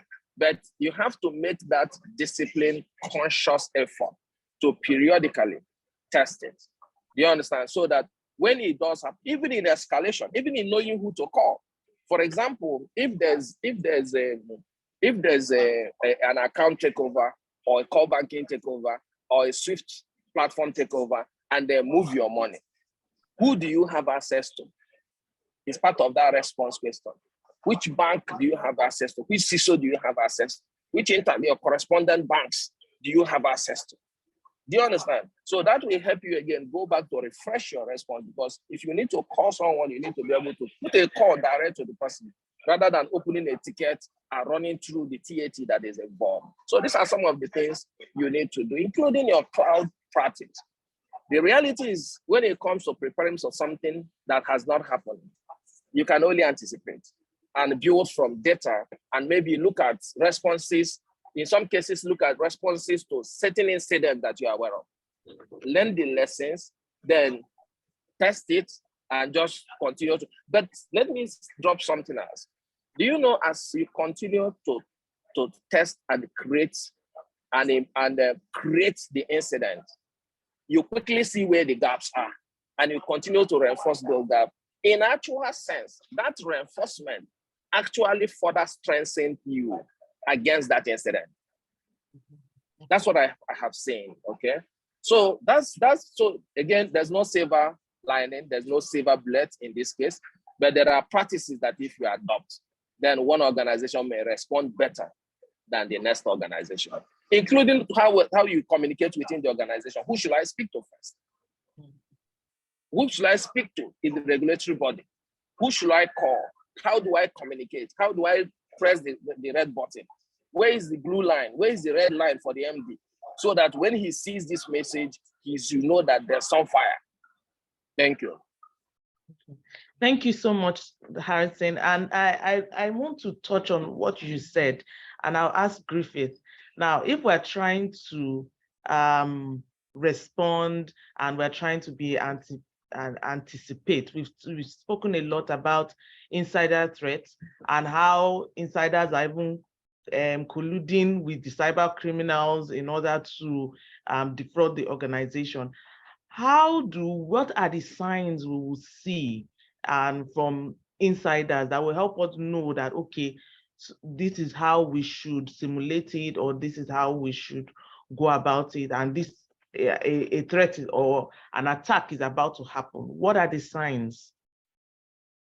All right, thank you so much. I think this is quite engaging. I'm glad that Harrison took a lot out of what I had wanted to say, and he stopped somewhere. I heard something about old things did not go away, and that is very profound to talk about today. I know today Log4j anniversary will soon be celebrated in a few days, and some systems are still not patched against Log4j. And the people that sorted the problems out, they've moved on in the time. So even Romaric talked about skill gap. But we don't know, the skill gap is getting weak in the corporate side, but it's getting stronger in the dark web. Yeah. So it's one of those things that we need to look at when we want to identify insider threats. You know, there is no amount of money or budget made for tools and process, except the people that we always know are the weakest links. I'll tailor my around Harrison and Romaric's discourse, so we don't go too far away. So when I begin to see violation of security rules, either by mistakes or by intent, or I don't even know the intention of the actor, for insiders, my staff, my vendors, my outsourced partners, I begin to see files transferred outside the protected perimeter. And I begin to see people attempting to connect flash drives, USB devices. Sometimes the SIM can spot forbidden URLs that we have said we don't want to, that we have whitelisted, but there are attempts to just try to see whether we are really protected. You see people requesting for access to sensitive information, to security zones that they ordinarily would not make requests for. These are ordinary staff, sometimes audit staff, sometimes control staff, sometimes even ordinary branch staff asking for some form of asset. That's when you begin to feel, do I have an insider risk trying to become a threat at this time? What do I do? I then quickly look at my user monitoring, the SIM, the sub team, and see and check whether the behavior of these users have changed over time, or they are just about to change. So I stay preemptive. Sometimes the monitoring activity then has to be strengthened to ensure that when people start behaving like this, we take a second look. In another space, you would see abrupt changes, not just changes in their behavior, you see their activity actually becoming unusual among their peers. You would know them. Maybe branch control staff, maybe frontline staff, front desk. You see their behavior. You can correlate them among their peers to see whether there are behaviors that are linked to lateral movement or some kind of malware or breaches. Then, you know, detecting these anomalies is always a way to strengthen your security practice. Then the one that is easy, that is not so easy, but we think it's easy, is when we have a lot of disgruntlement in the workforce. Word on the corridor, word on the streets. How are people feeling about the organization? Once you start feeling that resentment from your staff, from internal staff, you know that something is about to happen. You then raise your tentacles. You see people having financial issues and being sorted out by disciplinary committees. You need to, CISOs need to get a feedback from disciplinary committees in the company to see what is really driving some behaviors. And then you begin to take notes that, look, they may get into cyber attacks. You see people getting interested in projects that are not normally within their purview. Somebody just wakes up and wants to see a file concerning a particular IT project and cybersecurity installation and implementation, raise your tentacles. These people, when you shift your attention from the machines to the people behind it, you will easily spot when insider risk begins to become threats.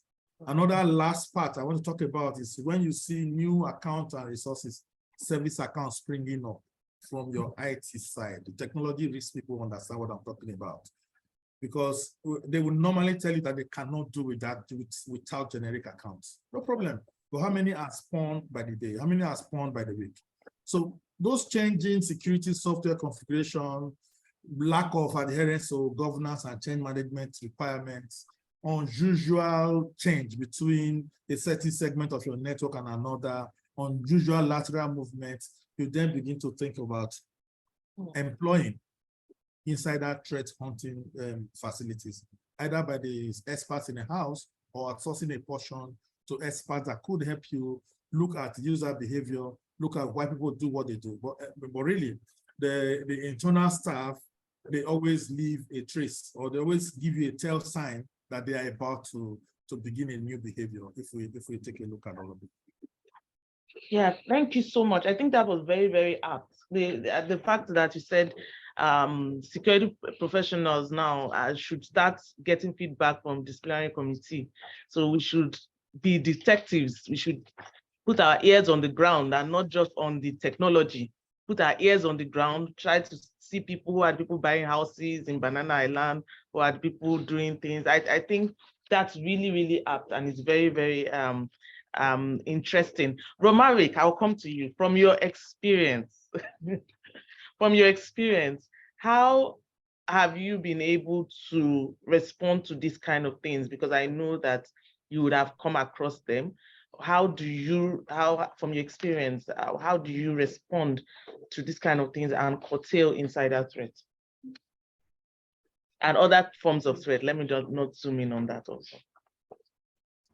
Okay, thank you once again, Fumi. I think UBA has decided to take some strategic initiatives to not only look at some of those that we discussed, but to look at cybersecurity, just for the layman in general, and make a decision on it, what needs to be done. For us, with regard to insider threats,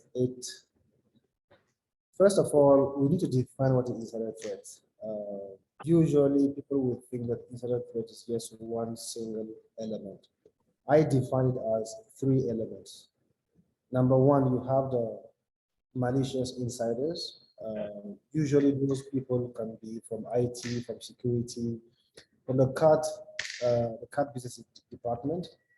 You also have the compromised insiders. It could be anyone, including people in management, board members that have been compromised, and they don't even know they've been compromised, and they continue to unintentionally inform threat actors. And you have a third one, which is the negligent insider. Somebody that walks into an hotel and forgets to lock his system and goes to the washroom, system is compromised and stolen, and then all sort of activities then happen. So with regard to that, what we advocate, and I think in the industry, we need to be able to get to a point where not that we are acting like detectives, but it's important for us to bridge the intention of an action to the action itself. That's what makes you be able to determine what is an insider threat action. I'll give you an example. It's very common, right, that in the banking industry, or in other organization that is in a high volume of business, that somebody gets arrested in the office because there's suspicion that the person has done something. As cybersecurity professionals, we have the duty also to make it possible that those that are innocent can be spared. That we nail it down all the way to the person. What is going on in cybersecurity more and more is somebody will commit a crime and masquerade as somebody else. Diversion. And we've seen it in the video that you've shared in another form. So utilization of certain cyber defense mechanism is very important to help us pick us all these metadata, all these information that are traveling across our network.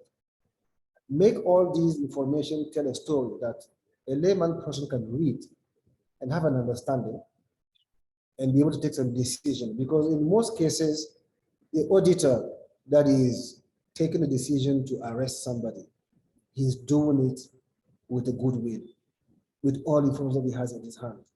But things have moved far away. And in the organization, the auditors that we know are not today at the speed where we are on this call. I mean, we are privileged that we have this knowledge, but the other people in our department are not. And the MD of Titan Bank mentioned that cybersecurity is about conversation. It is about conversation, but is it a management conversation? Does the CISO sit at the right seat in the bus in organizations? Is the CISO part of the management committee? Is somebody deciding on behalf of the CISO? These are questions that we need to put in place. It's not technical as a decision to take or to make than just saying that you have the budget, implement the solution, let's make sure we identify. There's a culture that has to change in the organization. So governance, sensitization, HR has to be involved. In fact, HR has to be at the center of it because it's a human-led issue. This is not a case where you can put an antivirus or a firewall in our brains. I wish I could. Fortunately, we're still not there. And even when we get to be there, there's bioethics. Do we then get to put things in our brains? What do we become? Humanoids? So I think it's a blend. For me, it's a blend of relying a lot on cyber defense mechanism, investment in that, and a lot of organizations are investing in it. But more importantly, governance and cultural change, all together with the first one, are what is going to help us to move away from this threat while we combat it. Yeah, thanks. I really like the perspective you're taking it from. And Benjamin, I'm going to ask you two questions in one. And the first one is, what are the pitfalls that organizations face when responding to these attacks? And what can they do to overcome those pitfalls? All right, good afternoon. And thank you for inviting me for this discussion. I'm very honored to be part of this panel discussion. Well, I would say many businesses have begun to realize that cyber attacks pose on their operations and reputations and that of revenues. Whilst they try to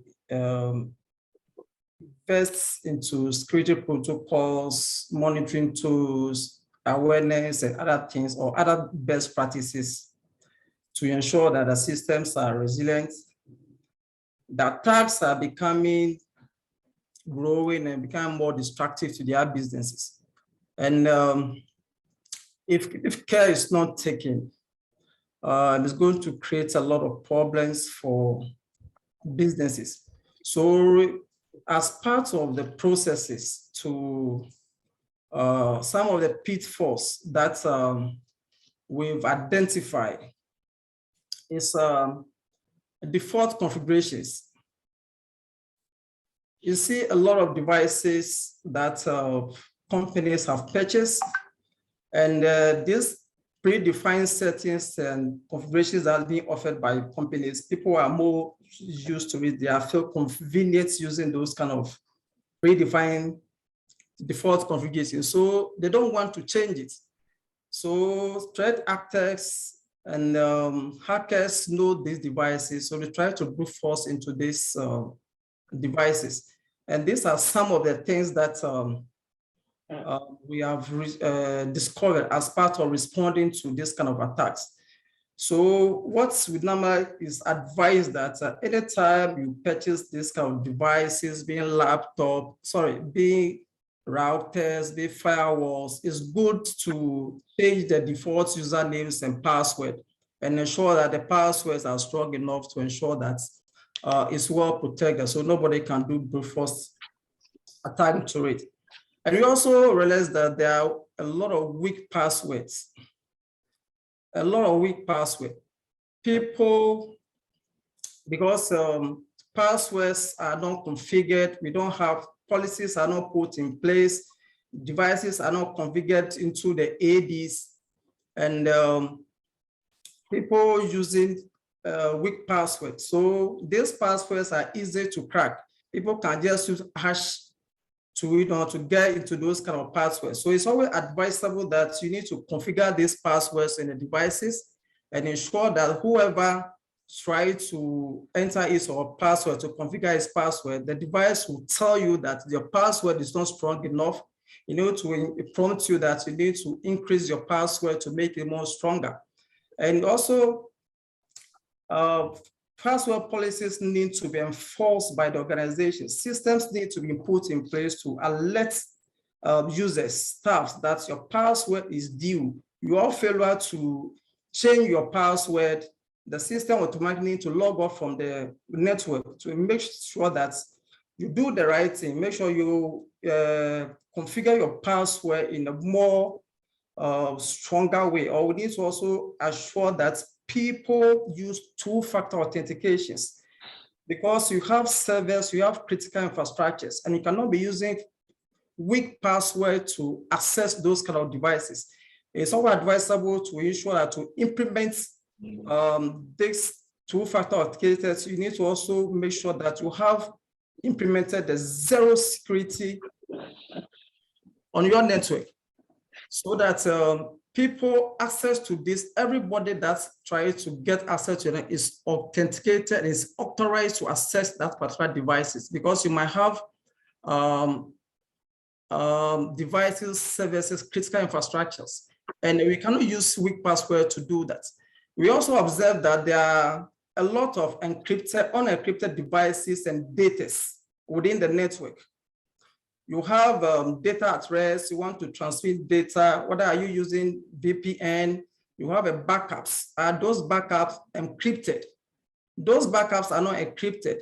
You have your laptops, the laptops are not encrypted with the bit lockers. And so that when the laptop is stolen or is missing, you get people getting access into your critical information. So it's always advisable that mobile devices, data at rest, data in transit need to be encrypted to ensure that those things are not exposed. We also find out that it's also advisable to ensure that we have an asset management policy so that you take inventory of all your critical infrastructures to identify all devices that are end of life, end of support. And those devices also need to be registered with the vendors so that we know that most of the devices, there are a lack of firmware upgrades. So if those devices are not registered with the vendors, you cannot get a periodic updates for you to update your devices, because if you don't do regular updates on your device, do not do continuous patches, you expose your devices to a lot of exploitations. And these hackers and threat actors are not sleeping. They are always continuous attacking our infrastructure. And we see a lot of phishing emails, ransomware attacks, a lack of cybersecurity awareness session and training for staff. Staff need to understand what is a phishing email. When you see a phishing email, how do you understand, how do you identify those emails? There are certain emails that if you are not sure of the sender, you need to seek advice to verify where this email is coming for legit. You see a lot of social engineering. So it's always good to ensure that staff awareness sessions are continuously engaged, continuously implemented to ensure that staff are trained, staff are aware. Advisories should also be sent to staff to ensure that these are involving trends that are things that are happening within our technology ecosystem. We need to make sure that they are abreast with it as part of the awareness session, awareness training. And when we do that, staff will be able to know what is happening. And then when they see a phishing emails, they will know what to do. Either they need to inform the security centers or the CISOs or the cyber unit for them to help them. And we also have seen that there's a lot of unsecure access within the network. You see a wireless connection which is not secure. You see both the physical and logical control. There's no physical and logical control to restricted access. People just bump into secure areas without access. Access should be restricted. That's why I mentioned earlier on that the zero trust security, that one needs to be implemented, especially at the physical security controls and the logical security control. Access to the network should be strictly authorized. If you don't have the access to a particular devices, you need not to, you should be prevented from doing that. And finally, we realize that most of our infrastructure, we don't perform vulnerability assessments and the penetration testing. So a lot of weaknesses in our network. So continuous vulnerability assessment, we need to continue to run patches. We need to continue to scanning our network because there might be a 0-day vulnerability which might not be aware. So when you continue patching your servers, your network, and you continue to run the penetration testing, That will enable you to see the vulnerabilities on your network and make sure that you provide the necessary mechanism or measures in place to rectify those vulnerabilities that you have identified on your network. So I'll end here, then we'll continue later. Thank you so much, Benjamin. I think you really broke it down in terms of zero trust configuration is an issue, zero trust is an issue, and those are the things that actually make us not be able to do our jobs and even respond to incidents.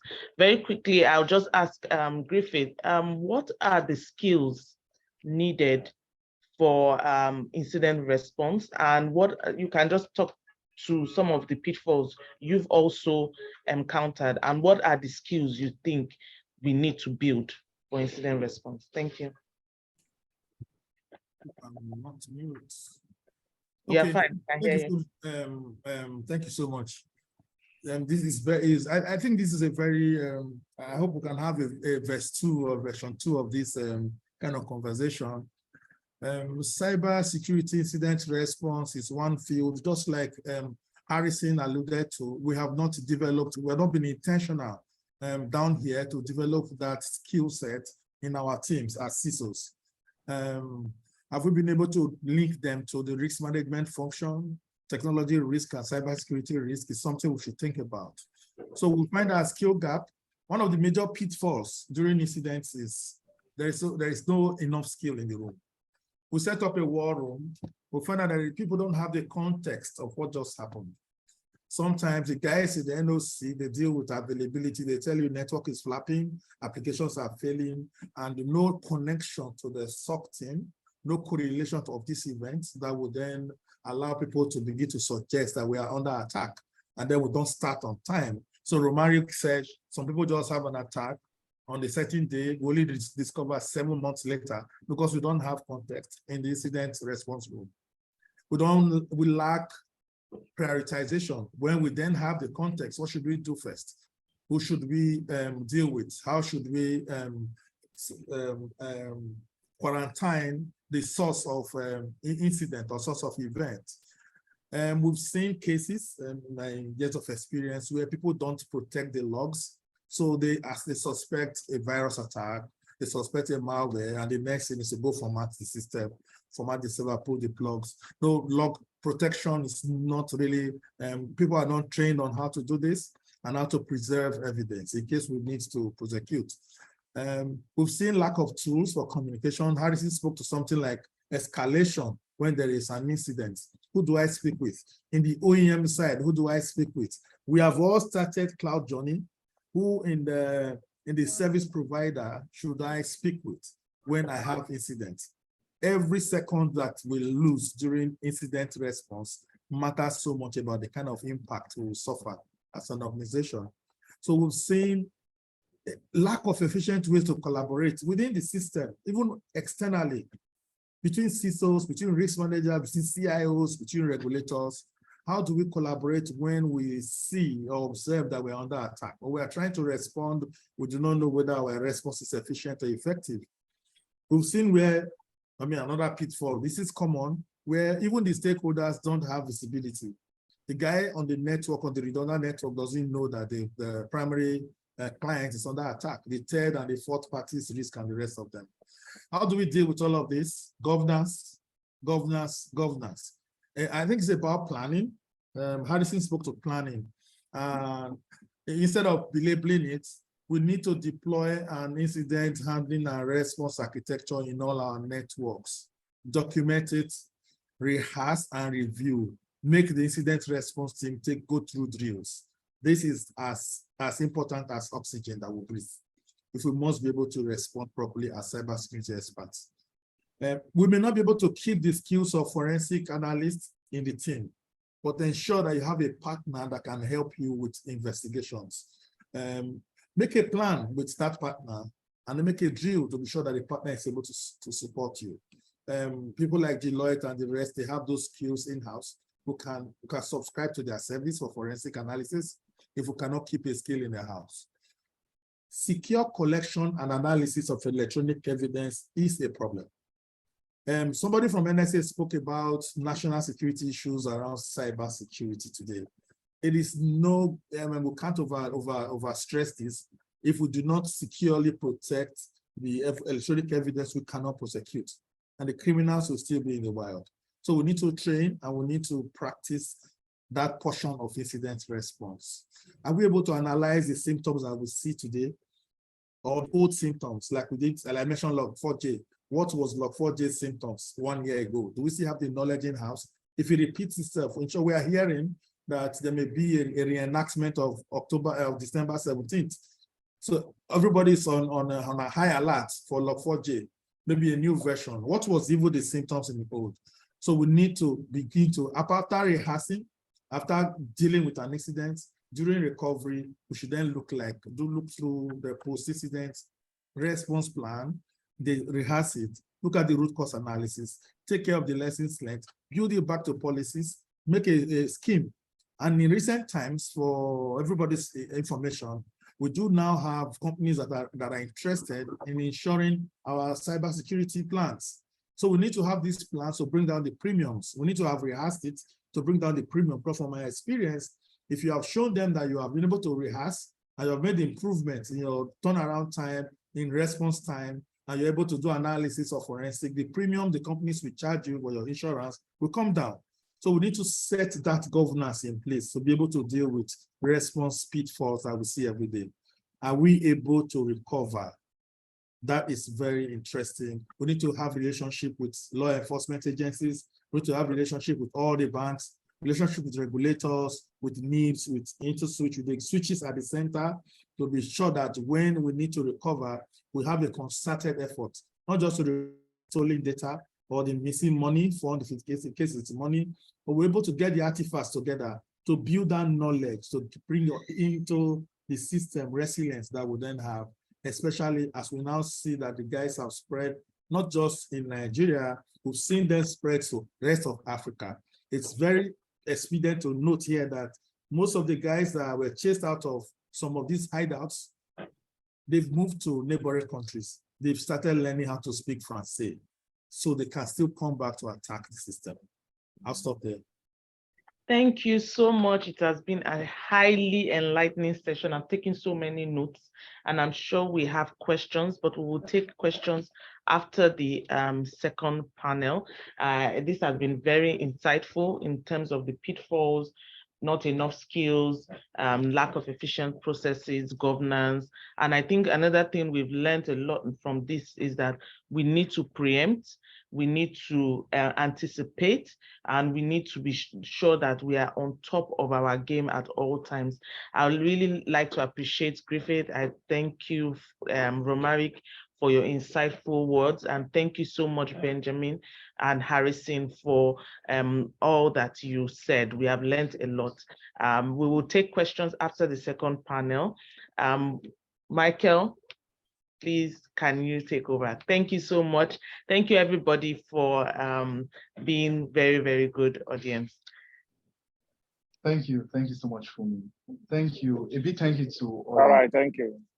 Thank you, everyone. To all our brilliant panelists for this very and engaging discussion. Fumi has summarized like most of the points I would have loved to reiterate, but because of time, I won't be doing that. And also, I'd like to thank everyone for your patience so far, for being with us from the beginning to this very present time. We'll be having, before the next panel of the day, we'll be having the next poll of the day. And that poll is just to prepare us for the next panel discussion, provide us with useful and very important insights that we can leverage on as professionals. I've really learned a lot, and I'm sure that a lot of us, we have so much we have jotted down. Cyber threats are not like a pandemic. They don't just come and go. And when we understand this, we will understand that they keep piling up. So we have to be very, very proactive. A lot of things have been discussed in this discussion, and they have been really, really, really rich. So taking us on to the next agenda of the day, which is the poll, like I have said, I would like to reintroduce Sheriff, who will be taking us on the poll 2 of the day. Sheriff, over to you.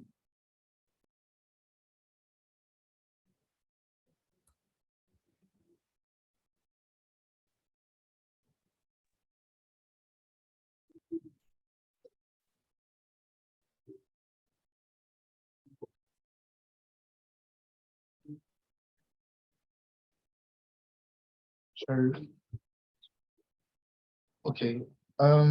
For the sake of time,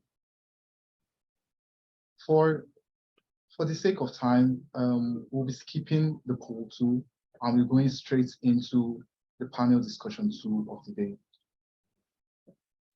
Shortly, I'll be introducing the next set of panelists that will be taking on the next panel discussion of the day. This symposium has been nothing short of really, really exhilarating. It just keeps getting better and better. And this second panel discussion of the day, which is going to be the last panel of the day, is going to focus on how we can use governance, risk, and compliance as a tool to respond to cyber attacks. And it is great that we are having this conversation from a leadership perspective. So with pleasure, I introduce to you the next panelist of the day.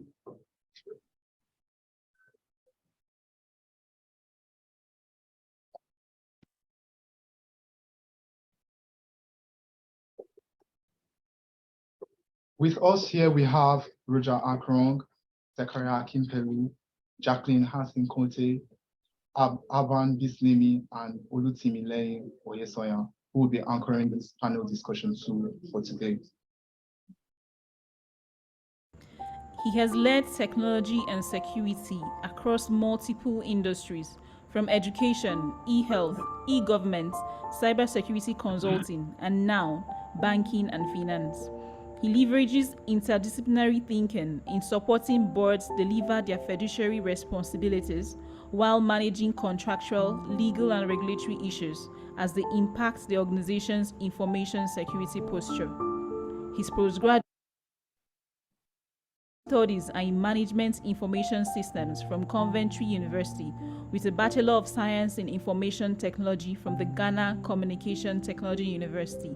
Ladies and gentlemen, please make welcome Roger Akrong, Chief Information Security Officer, Fidelity Bank, Ghana Limited. 2016 EC Council Ethical Hacker of the Year, the only African that had this category of award. Also one of the top 100 awardees that made it to the 2021 Certified Ethical Hacker Hall of Fame out of more than 50,000 global cybersecurity professionals. He was recently named the leader in the 2022 World CIO 200 Summit. He had served in ISACA in various capacities as Cybersecurity Nexus Liaison, Education Director, Certification and Membership Director for ISACA Lagos. He has delivered several topics on cybersecurity at various conferences and workshops across Africa, Europe, and the United States. Please make welcome Zakaria Akimpelu, Chief Information Security Officer, Unity Bank, Nigeria. She is a driven and tenacious team player with an open and direct style of communication. She has over 15 years of industry experience in cybersecurity, governance, risk, and compliance, with a track record of managing and creating value through the successful implementation of information security management systems in relation to business strategy. Passionate about empowering the younger generation of women, she is a sought-after international speaker in the cybersecurity and women in technology area and has participated in several ICT female empowerment plenaries. She is currently serving as a board member for ISACA Ghana, helping provide IT professionals with knowledge, credentials, training, and community in audit, governance, risk, and privacy, amongst others. Please join me in making welcome Jacqueline Hassan-Kote, Senior Manager, Enterprise Information Security and Governance, MTN Ghana.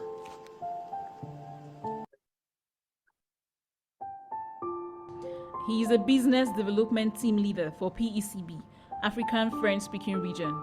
He is in charge of maintaining and overseeing the business relations with the current partners and end clients of the region by delivering professional and high-quality services to them.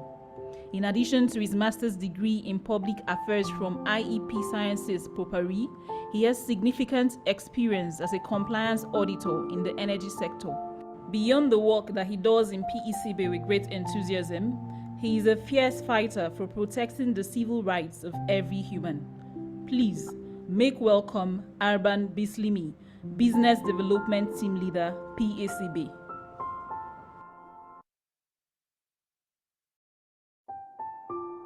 He has over 15 years of experience in information security, enterprise architecture, governance, risk, and compliance, having enabled businesses to use emerging technology for effective and efficient growth while mitigating cyber risk exposure. He has served clients in almost all sectors, ranging from financial services to oil and gas. Prior to his role at Deloitte, he was team lead, IT Risk Management, Fidelity Bank Nigeria, and head, IT Strategy, Governance and Compliance, Diamond Bank Nigeria. Please join me in making welcome Olutimileyin Oyesonya, Senior Manager, Cyber Risk, Deloitte, West Africa. All right, thank you so much for the great introductions, and I'm pleased and honored to be amidst our great panelists. All right, thank you so much. So we have Roger coming to us from Ghana. Roger, welcome. And we also have Leke from Nigeria. We have Alban Bislim coming to us from PCB Canada. We appreciate your presence, and also Jacqueline. Thank you for coming. All right, due to our time, it has actually been fast spent. I will not want to waste every precious time of our panelists and also our audience. I will just take the questions all together, and I will just expect you to, within 2 to tops 4 minutes, to just help us on a high level note, respond to these questions from the diverse experience. I know it's going to be crunchy, trying to crunch 15 years of experience together into just some few minutes. But I know you can do that because we are very top level, and many of these things we need to crunch it for the audience, for boards to actually take note of.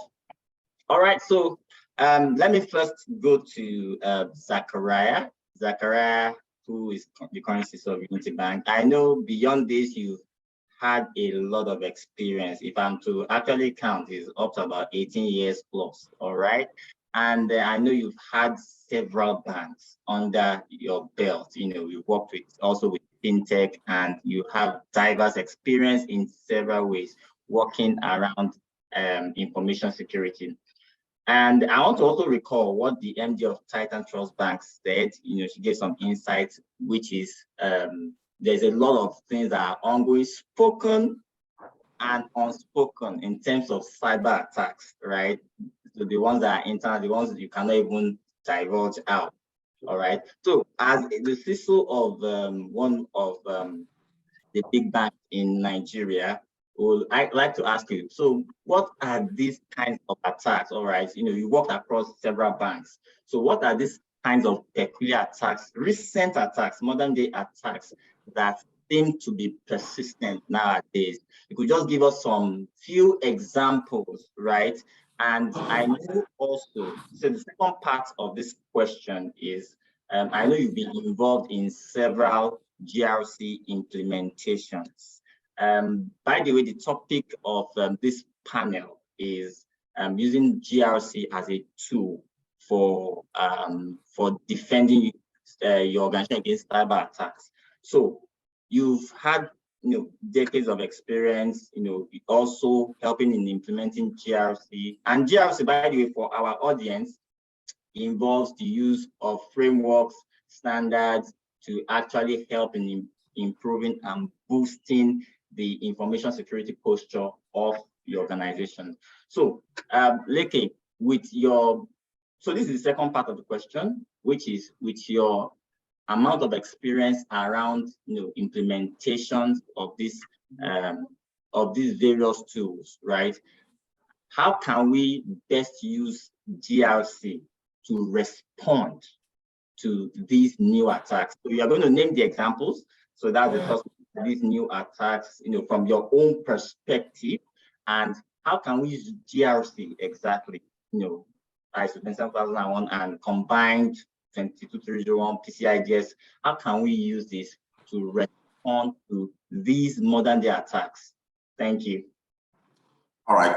Thank you, Tibile. And thank you, Deloitte, for setting this thing up, and my co-panelists.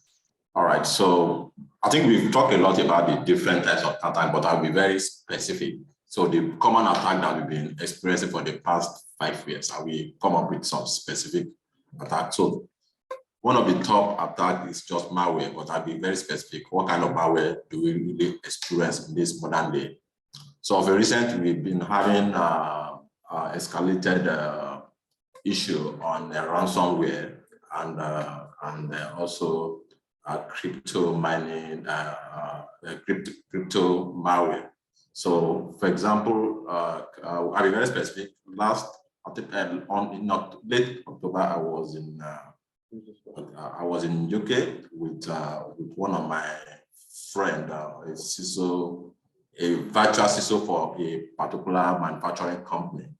So he told me that he was just battling up with some ransomware attack. He worked with he partnered with a manufacturing company as a virtual CISO, and they shut down their machine for almost a week. Just imagine an organization that produced stuff for that produced stuff every second, every minute of the day, for that organization to be shut down for over a week. So they eventually lost millions of dollars. So in this side of the world, we've been having serious cases of ransomware, serious cases of crypto mining, malware activities. I was once in an organization whereby some set of servers, the image servers were brought down for almost 3 days. And what really happened, the administrator realized that the CPU resources, the memory resources of the server were being maxed out, were running at 99.99%. Every attempt to spin up the new server, every attempt to spin up the server proof abortive, because if they spin up a server within a fraction of a minute, the server will be brought down because of the resources that the server were generating. So when I was asked to come and conduct a kind of an incident analysis, I discovered that a lot of I discovered some 2 cases of malware services running on the server, and also realized that the server was talking to some set of remote crypto mining website. So the list goes on. The phishing attack is one of the major nightmares. You can have the best technology, you can have the best processes, you can, but if the people are not well firewall, let me use that word, permit me to use that word, people firewalling, you can have the best technology, you can have the best processes, but if somebody click on the malicious link and the person maybe go to a malicious website. So I think phishing attack is one of the top attacks. So we have a lot of attacks, web application attack, then the third-party risks. So we've talked about the third-party risks that be very specific. But based on what I've observed in the past 5 years, I've realized that because we are dependent so much on different third-party, we're dependent on the OEM, we are dependent on fintech, depending on the nature of your business, and this third party are being connected to us via API. I'll be very specific. API vulnerabilities are one of the most of the attack that is happening even in the financial industry in West Africa, and also in this side of the world are a result of API. Because if you don't take into consideration the 3 major ways of responding to of securing an API, if you don't look at the authorization, authentication, and accounting at the API level, you just realize that a malicious person can leverage on that. So we can keep on talking. We've talked a lot about the different attacks, but we just limit my discussion to this attack: phishing attack, malware, to be specific, ransomware, and crypto mining activities, related malware, and also the API. There are a lot of API vulnerabilities, but I will not go into that. So the data is right now. So according to OWASP, we have a top 10 API vulnerabilities and all of that. So let's look at that. How do we combat this attack using the GRC? How do we combat? That's a very good question. So we've talked more about how to on processes. And we've also, I think we've talked more about technology. There are different technologies they can leverage to do this. But let's talk about how do you leverage on GRC? How do you leverage on the management framework like a PCI DSS, like ISO 27000 now?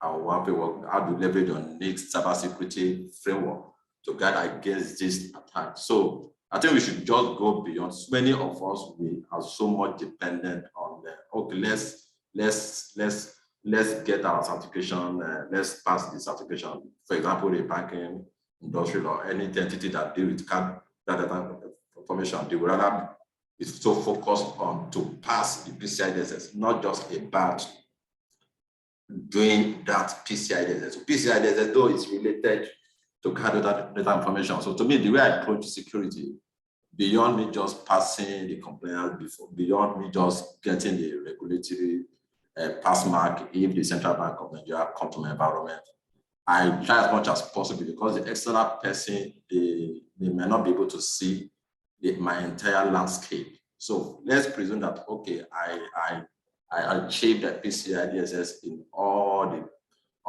business that is related to card data information. I should be able to replicate this in every aspect of my organization. I shouldn't just limit the scope to PCI DSS related. Only PCI we normally scope stuff, and so many times we have this false sense of security, because we'll be flagging our compliance certificate that we are ISO 27000 certificate, we are PCI DSS satisfied, and all of that. So not just security goes just beyond that. So if you want to really practice GRC, you must cut across. You must look at it at the holistically, look at the entire landscape. I mean, look at it. That's why I love the COVID. The COVID framework talks about the holistic view of you, not just looking at security from one side, or looking at it from one point of view. If you engage, and there are so many stuff that you can achieve, you need to get your strategy. For you to get your GRC right, the strategy must be well implemented. You must have the strategy, you must have your management buy-in. Security should be looked upon as a business risk, not just a technology risk. So the management also, you must have a very robust strategy that address the entire landscape of your organization, not just about what needs to be done about the technology. But you need to look at the different processes. You need to look at the people, and how do we you need to come up with different strategy. For example, how do we guide against phishing attack? There must be a strategy in such a way that people are well informed, and also how do you make sure that people, because what doesn't get measured doesn't get done. So you need to look at how do we ensure that, okay, people are well informed in terms of information security awareness, in terms of knowing their roles and responsibility. So what are the things that need to be put in place? Learning and development need to be well taken care of, and also look at it from the balance scorecard point of view. So you can also introduce what I normally do in various organizations that I've worked with, in order to make sure that people imbibe the information security culture. I introduce a fraction of your mark on the level of your awareness, maybe 5% or 30%, depending on what on the agreement I have with the HR and all of that, so that whenever I'm doing a kind of performance appraisal. And there will always be a series of simulated phishing simulation based on the outcome of the phishing simulation, how well individual response to it, how well the department responds to phishing simulation is going to form part of their scorecard and all of that. So these are different strategies that can be put in place. You can also look at it from the management point of view. Let's management definitely for you to do this, you need to align, you need to make sure that the business is security objective aligned with business objectives. So with that, if you let everybody know that okay, they have their roles and responsibility. Security is not just about technology folks, it's not just about the IT, it's not just about the information security department, it's about the strategy. There's about the different processes. And at times we deceive ourselves that okay, we have these processes in place, we have we review our information security policy on a yearly basis. How well are we really doing that process? Is the processes robust enough? Is the policy robust enough? You need to also test for the level of assurance that has been put in place. So that's when you need to do different kind of simulation, like red teaming operation, simulation, phishing simulation, and also look at the different managerial strategy that need to be put in place. It's not just about processes alone. It's just about the three stuff. The just about the people, process, and technology. So the list goes on, but because of our time and also we just have to take about now. Maybe if there's any further question, I will further expatiate on that. All right, thank you. Thank you very much, Zachariah. And I want to say that a lot of questions have started pouring even before you've finished. And so I want to come to Ghana now, and I would like to now speak to Jacqueline. Jacqueline will need you to help you on a particular matter.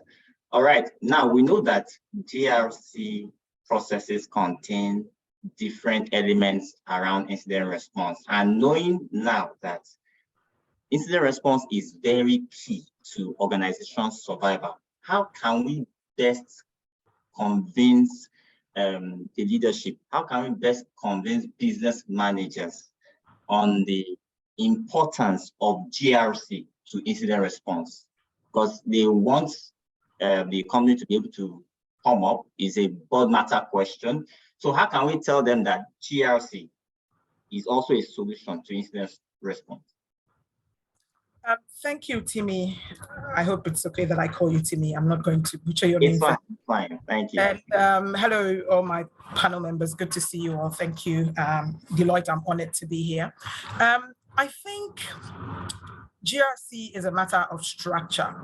You know, GRC provides structure to any organization. And you get so much insight from GRC tools if you have them in place, and it helps you to better develop your controls to protect an organization from cyber attacks and obviously insider threats. So as part of your GRC program, you'd have organization, and you document processes, you specify who owns what. I think all this are building blocks to putting together a very sound incident management program. Okay, it was Griffith he shared something very profound on incident management, and he spoke about governance being a critical part of your incident response plan or process. And GRC is obviously governance, risk, and compliance. With governance at the center, you have some modicum of control or a very good process or checklist in which to follow when the heat is on. So in the middle of, we have all these incident management plans. How many of them really work when the heat is on? How many of them are really tested to ensure that they are fit for purpose when we are in the middle of an incident? So I think security professionals can use GRC to improve information sharing across an organization, and also obviously streamline your incident response. For example, GRC would make it clear what kind of business processes depend on which assets, which security teams have a clear path of who should be notified when there's an insecurity incident or event, Incident response team can also look at all related processes and be able to identify assets that they should investigate and to assess the magnitude of a breach. So I think incident response plan is ultimately a part of your cyber resilience strategy. And a crucial part of your cyber resilience strategy would be to identify your crown jewels, do an assessment of your crown jewels. This assessment really would be done with your GRC frameworks, your NIST, your COBIT, your ISO 27001 or 22301 as well. So this is really the building block on which incident management is sitting. I don't think much talk should be done to the board or the C-suite on the importance of GRC when you're talking about incident management. I believe it will also help create a more realistic playbook to drive your incident management process. You will definitely have regulatory responsibilities in terms of who do you tell. For us, MTN in the telco space, we have to notify our regulator, NCA. We have an obligation to the Cybersecurity Authority as well. There's the data protection as well. Data protection is probably saying 72 hours. Cybersecurity Act is saying 24 hours. Something else is saying within a reasonable time. I think the most important thing to know is at any point, you're going to have to do some regulatory responsibilities in terms of notifying them in a timely manner, because there might be penalties also associated with this. And I believe GRC will serve as a guide for the organization, ensuring that the necessary reporting steps are taken, obviously in a timely manner too as well. GRC, if you have a GRC team, which is becoming quite popular, I have one. I absolutely love them. They're great support for my security team. They would play an essential role in your incident response planning and your response programs too. Whether they are assisting the coordination of the crisis management tabletop exercises, whether they are quarterbacking communications and filings with the regulators in the event of an actual breach, I believe GRC and the GRC team play a critical and key role in incident response. And this doesn't involve the technical details under IT supervision. So for example, we are 27001 and 22301 certified. We have evolved from just getting the certification as a show, as Zach was saying.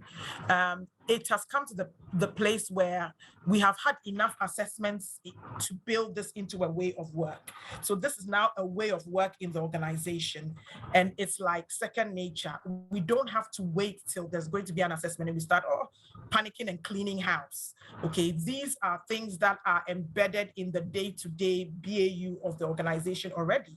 And obviously that enhances your response, that enhances your resilience in the face of attack.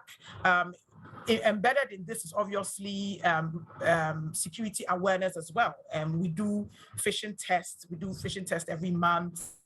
And things like that. We ensure that we equip the insiders with the necessary tools they have to be able to avoid certain pitfalls, and also have the tools to report any suspicious activity that they would have.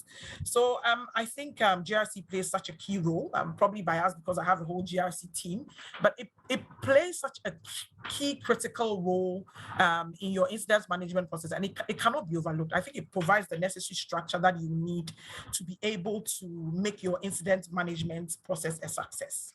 Thank you. Well, thank you, Jacqueline. You made mention of some particular keywords, building blocks for incident response. All right, we take that. Thank you so much.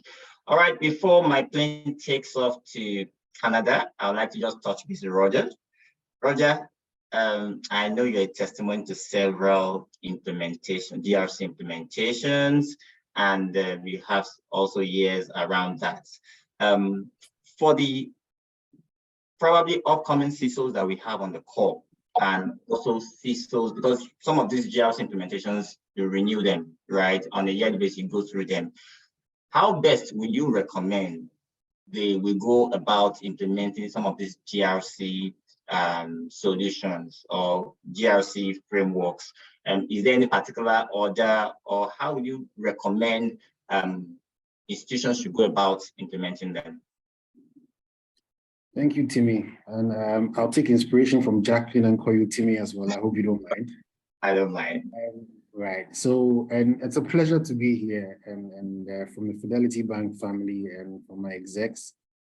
The bank is always excited about conversations around security because this is how we show our skin is in the game of our customer base, right? So we make sure that they are protected. Now let's talk GRC. And Timmy, I have one word for you, longevity. Okay. Now think about it this way. There's a very popular book called Good to Great, right? Which talks about institutions which grow and evolve and permeate society and make generational impact. Now, we're still talking about security. The best way to embed maturity, the best way to engage across an organization, whether horizontally or vertically, the best way to make sure that you have a regular cadence for all things security is to have the right level of governance. All right. So countries have constitutions and laws and legislative instruments and acts. For entities, you need governance. Now, when it comes to, and your question is very instructive, you are asking, how do you go about doing it? For most regulated entities, you have lots of regulatory requirements, right? So from a regulatory standpoint, you need to comply to all manner of regulations. From a business standpoint, so let's say you are a bank, you are doing payment card business, right? In payment cards, there's specific requirements for payment card data security. If you are also in maybe marketing to a certain demographic, so let's say you are doing business in the European Union, there's privacy. And if you look globally at privacy regulation, the EU GDPR is like the most draconian, right? We have privacy regulation in Ghana as well. I mean, in Nigeria and everywhere you do business. So for me, it's extremely important. And for all cybersecurity leaders, you need to understand your regulatory universe. You need to understand your legal and your contractual universe. And I always like to approach this from a standpoint of a generic technology agnostic, industry agnostic standard. So I will pick on ISO 27001, for example. You can implement ISO 27001 in banking. You can implement it in education. You can implement it in e-governance.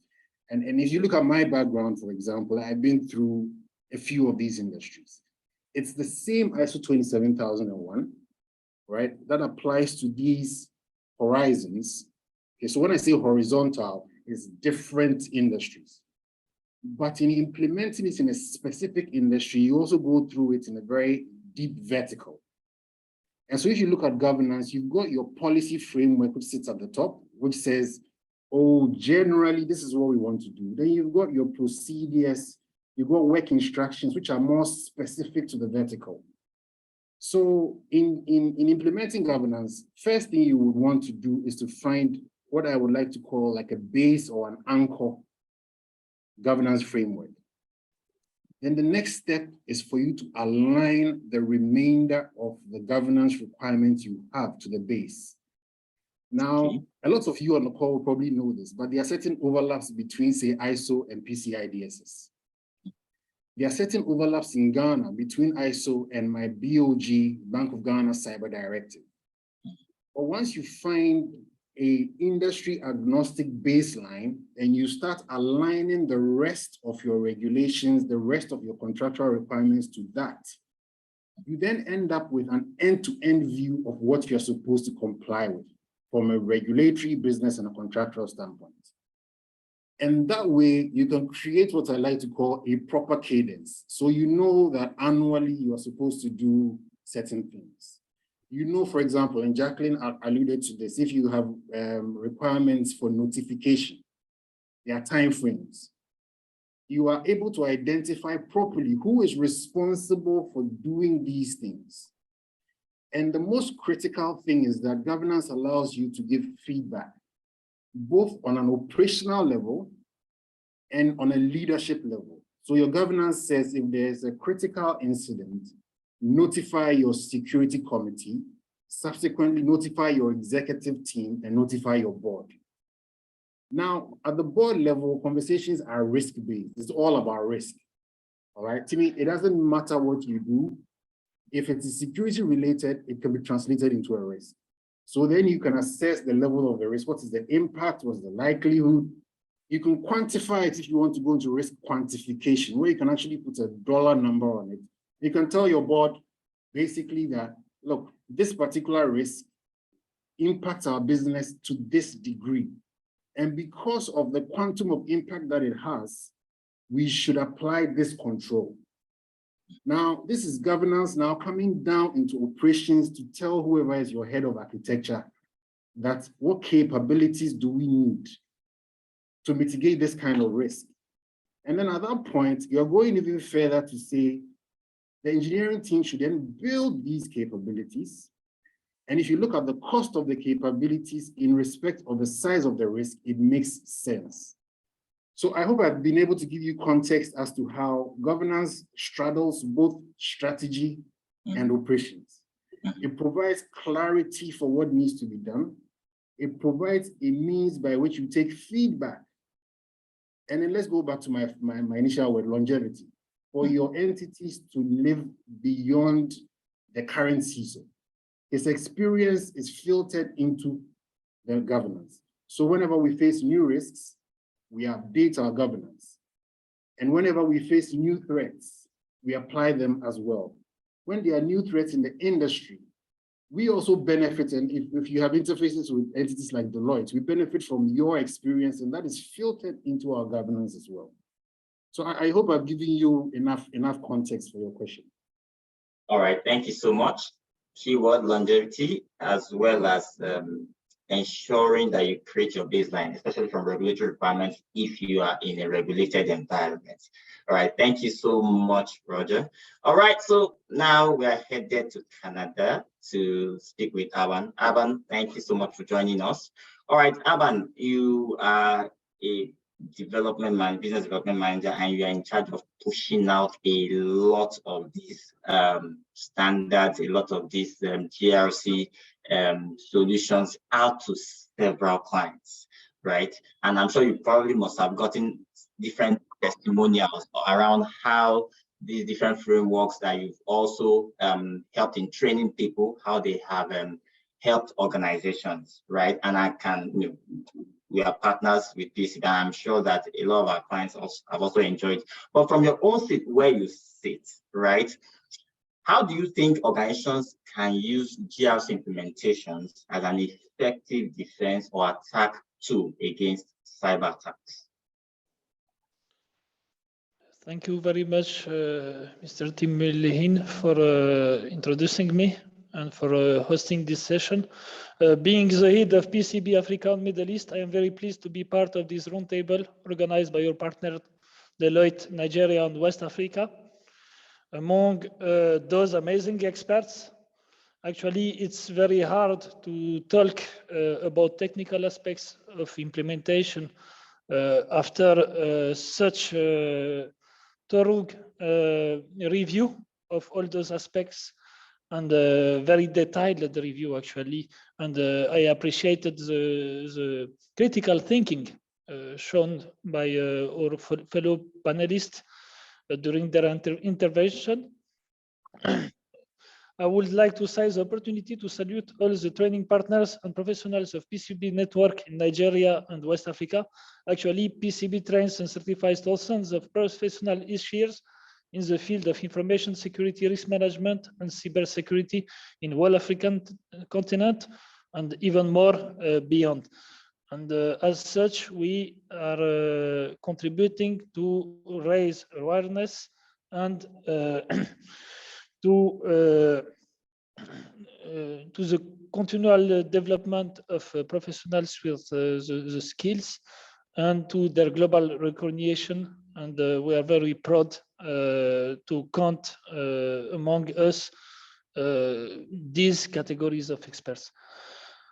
PCB is one of the key players in the training of those professionals responsible for the implementation of the information security management system, cybersecurity, and other risk management and GRC management systems in compliance with ISO standards in Africa and beyond. I am not going to talk about the technical aspects of implementing a particular or an integrated management system, as my fellow panelists have comprehensively covered those aspects.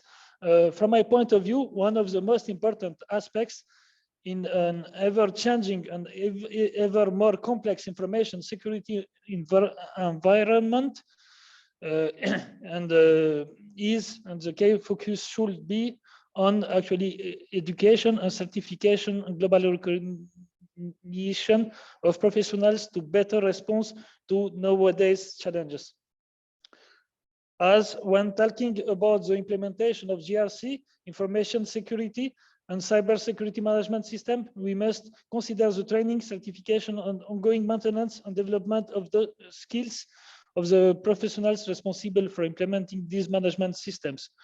So I will better talk about how to provide training and maintain the skills of the risk managers and ESMS implementers and which certifications for them. As you know, lately we had some changes even in ISO standards to acknowledge some new trends and new threats, especially after the pandemic lockdown. So I will provide just some contextual elements. So in an ever changing environment, knowledge is changing rapidly in the area of information security, risk management, and cyber security as practices changes and as the risks faced by the organization change. In addition, the COVID pandemic has changed organizational practices by generalizing remote working, outsourcing, or use of subcontractors by companies for IT governance, for example. It has also affected training practices by giving a more important part to remote trainings, as well as affected management systems audit, as there has been an increased practice of remote audits.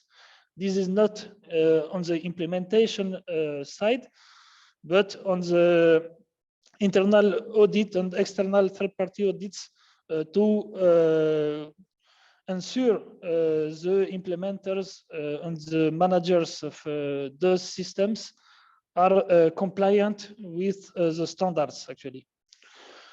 All those new threats and new corporate practices are actually addressed by new ISO standards releases. ISO 27001 has been released in middle October, and ISO 27005 has to be released as well as the best trainings on ISO standards we have here at PCB2 actually, and our standards have our trainings, sorry, have been updated and new versions are now released to update all the knowledge of our professionals, and especially we offered also transition courses to all our eminent partners and trainers on this.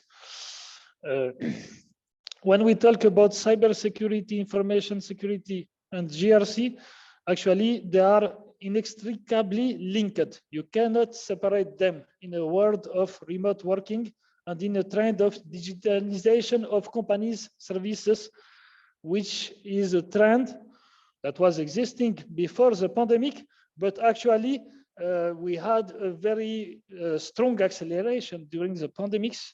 And here at PCB, we have, for example, authorized the trainings, the remote trainings in a context of lockdowns. And actually it worked, and it is aligned with the expectations of the professionals when it comes to trainings, and there are the new practices too. You know, people currently appreciate also to have remote trainings, to have e-learning trainings and other kind of trainings.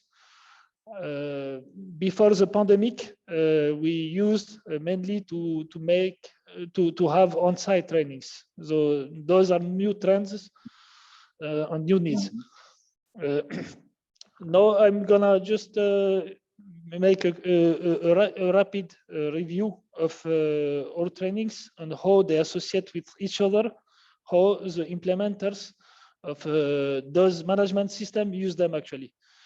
So beyond the more general risk management methods contained in ISO 31000, a price certification is usually ISO 27005 information security risk management, which is usually even combined with risk management, risk assessment methods, such as EBIOS, MEARI, and other for more advanced professionals. Furthermore, in the field of information security, or network professionals are usually PCB ISO 27001 lead implementer certified. Actually, this is the best training among information security trainings in the market. And this training is generally even associated by those who wants to go forward with ISO 27032 cybersecurity management. However, given the increase in cyber attacks during the pandemic, remote working and the digitalization of services, a certified lead ethical hacker, which is a new course of PCB, has become a must-have, as companies must know regularly test for possible weaknesses in their systems and controls in place to prevent intrusions.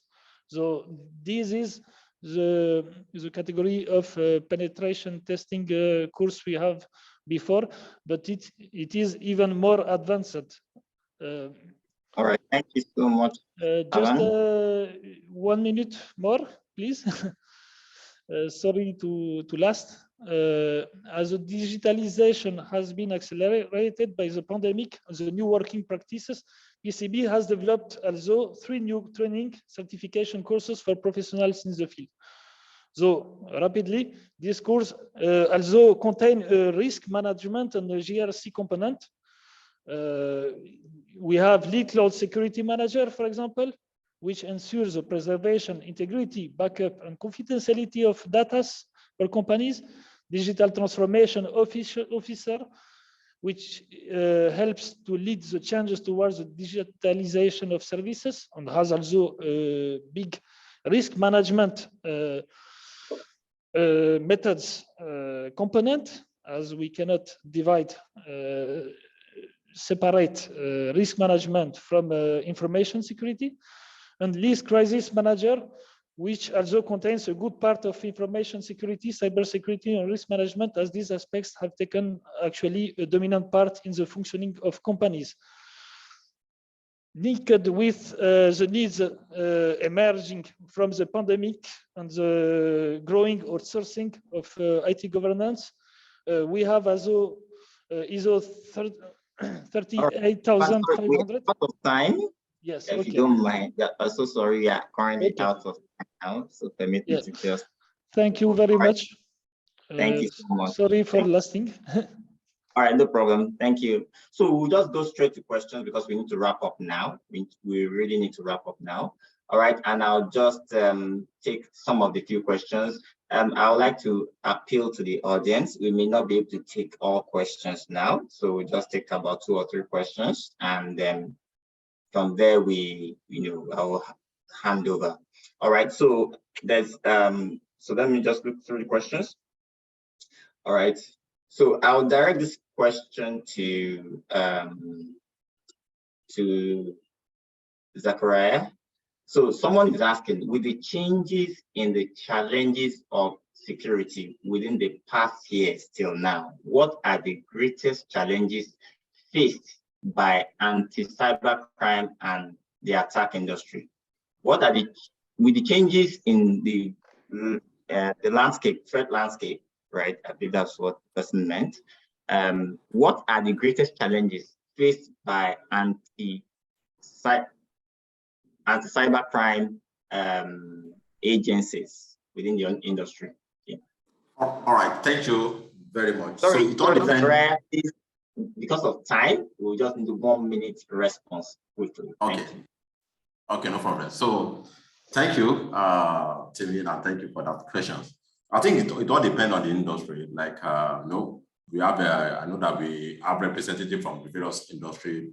Some of us work from the consulting, financial services, fintech, technology, the manufacturing. So it all depends. So in the financial industries, one of the greatest challenges that we've been having is just one of the major challenges to do with insider threat and also the third party risk exposure. So those are the, but for the people for people working in the manufacturing industry, when I was citing some of the examples, like a friend of mine that was a virtual CISO for a company in UK. So in a manufacturing company or a company that deal with a national risk system, one of the major challenges has to do with the major risk is the risk of a denial of service, because for a manufacturing company, they cannot afford to stop service, maybe even for an hour or for 2 hours.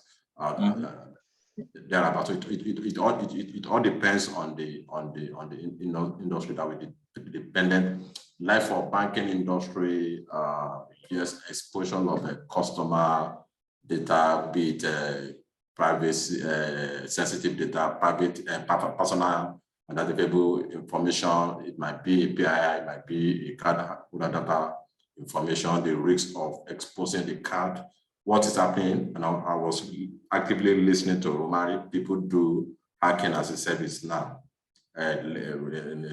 People do hacking as a service, and a lot of, even if you go to the dark web, there are a lot of, if you need data, if you need card, if you want to buy customer card.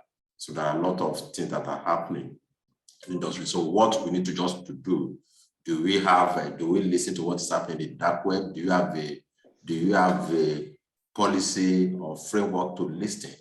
Have we developed a capability, initially our threat hunting capability, not just to listen to what is happening around the dark surface web?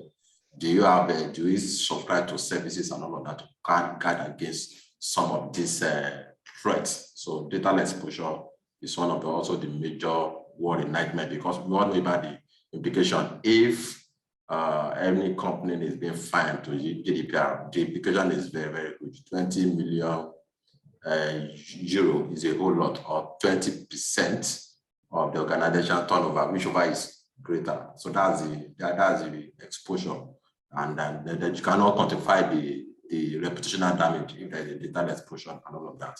So data exposure can even crumble a business, can crumble it, no matter how big the business is. So thank you. All right, thank you so much. So greatest challenge, sometimes you cannot quantify the level of exposure. Thank you. All right, so I'll quickly take this to Roger. Roger, you mentioned something about having a baseline, and from there you bring other standards in. So someone is asking that can a proper implementation of ISO 27001 and 2 alone satisfy most contractual and regulatory requirements? I like the use of the word proper to me. And but the interesting thing about proper is that it's also relative. So ISO 27001 actually requires you to comply with other industry requirements in your own regulatory space.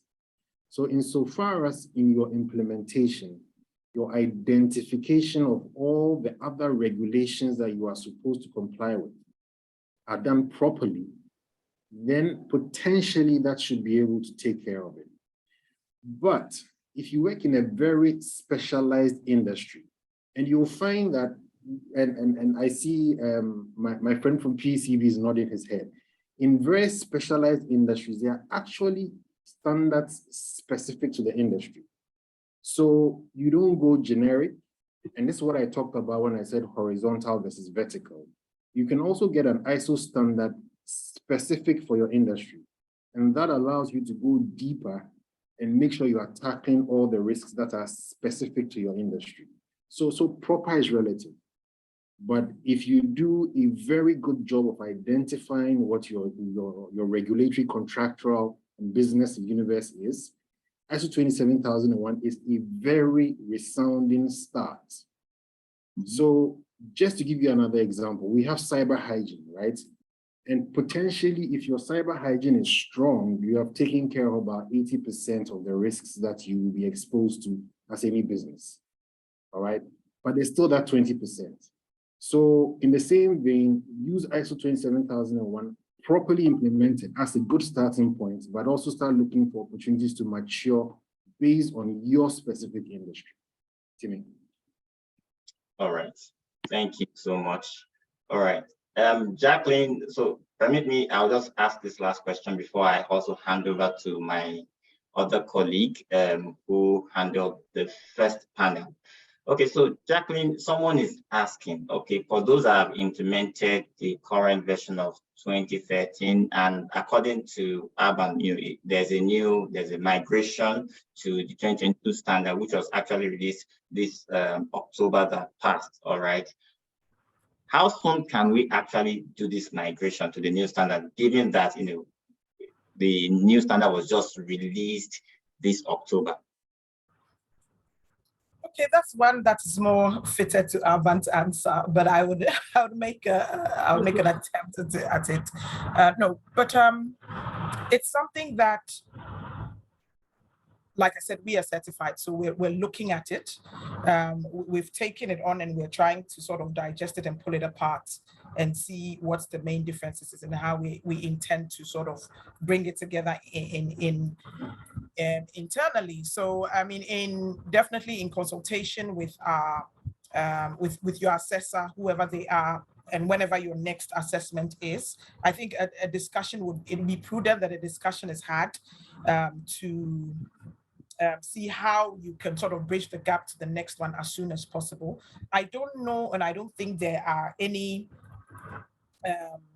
sort of stipulations as to how soon you can get on that. Maybe Urban can help us with that. How soon you can move from the 2013 to the most recent one.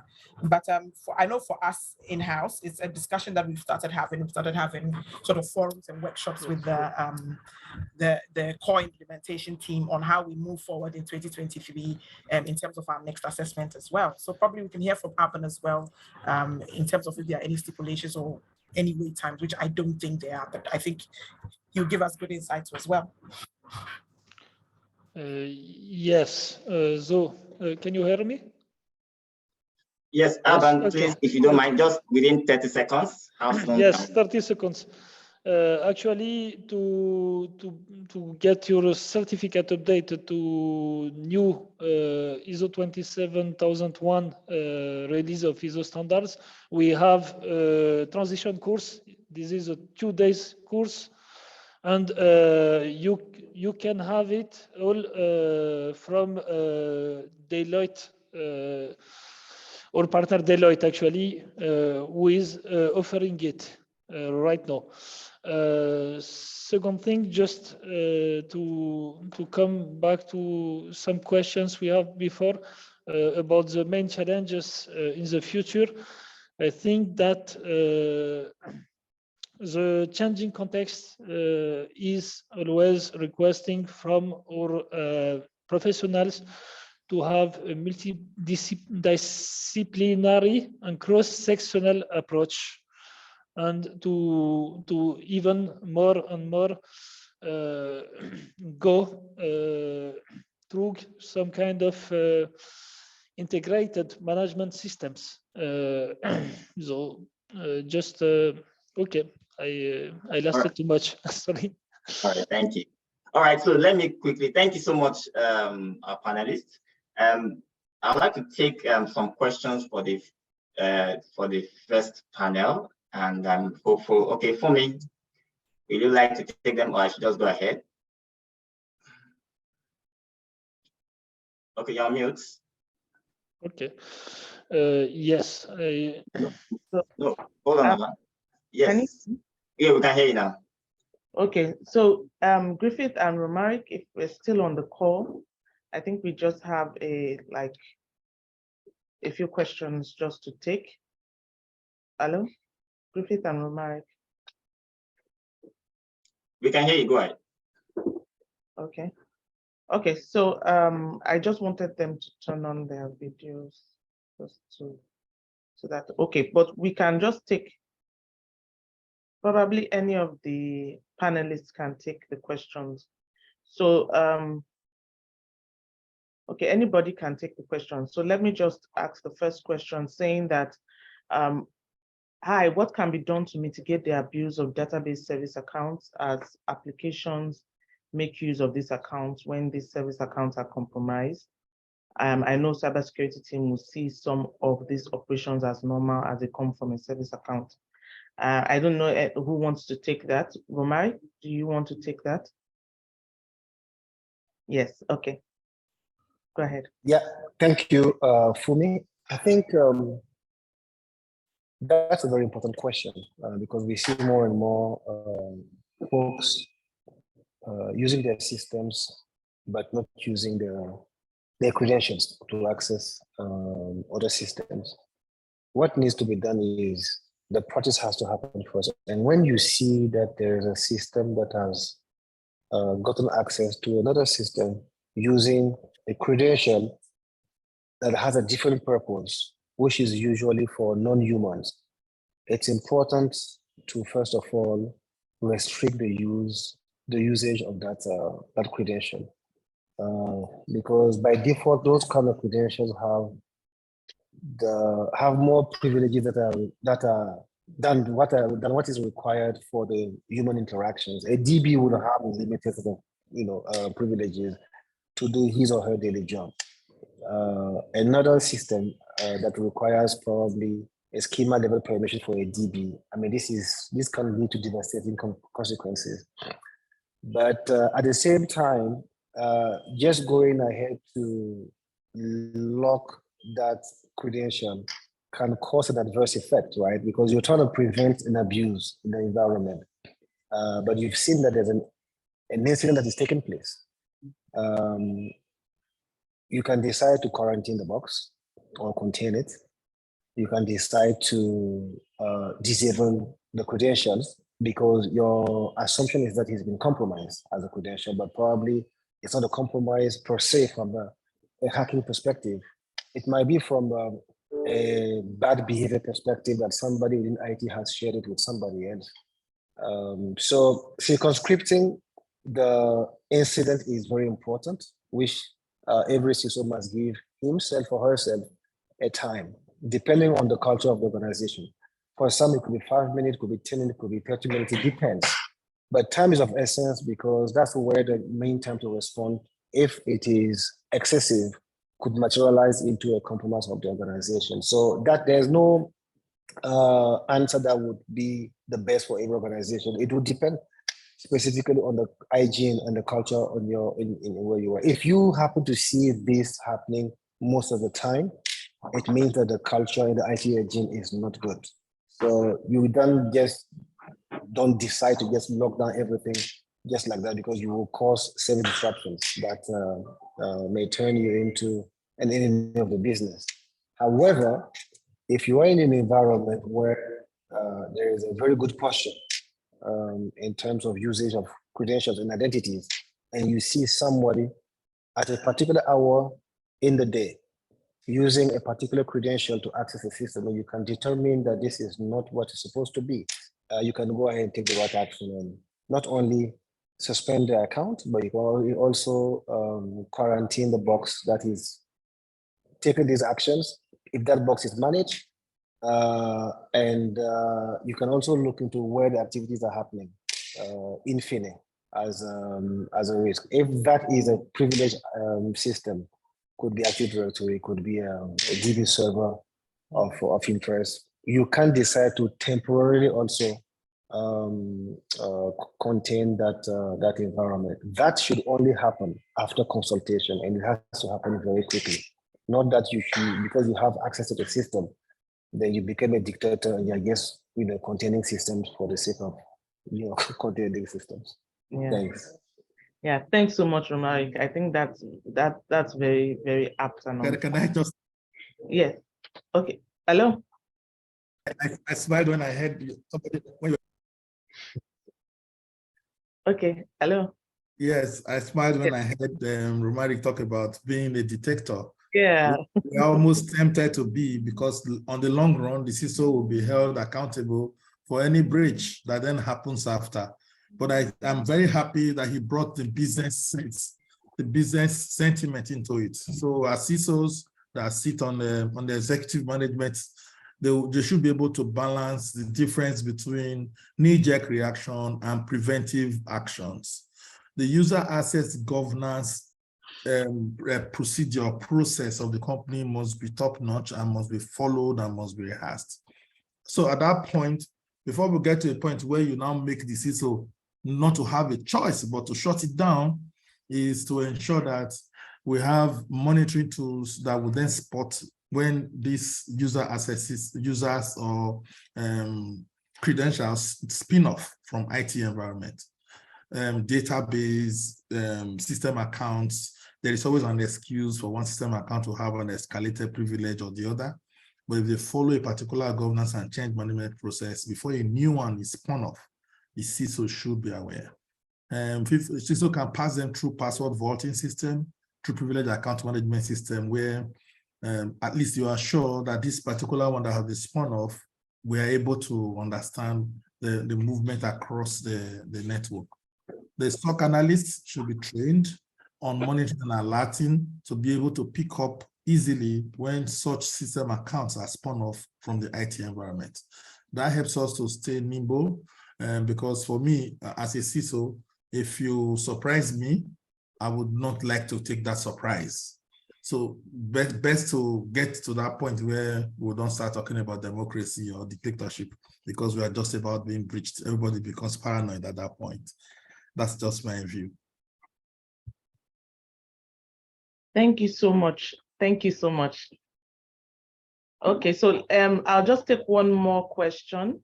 And that question is saying, why is ransomware attack in the, why is it getting more in recent years? What's the reason?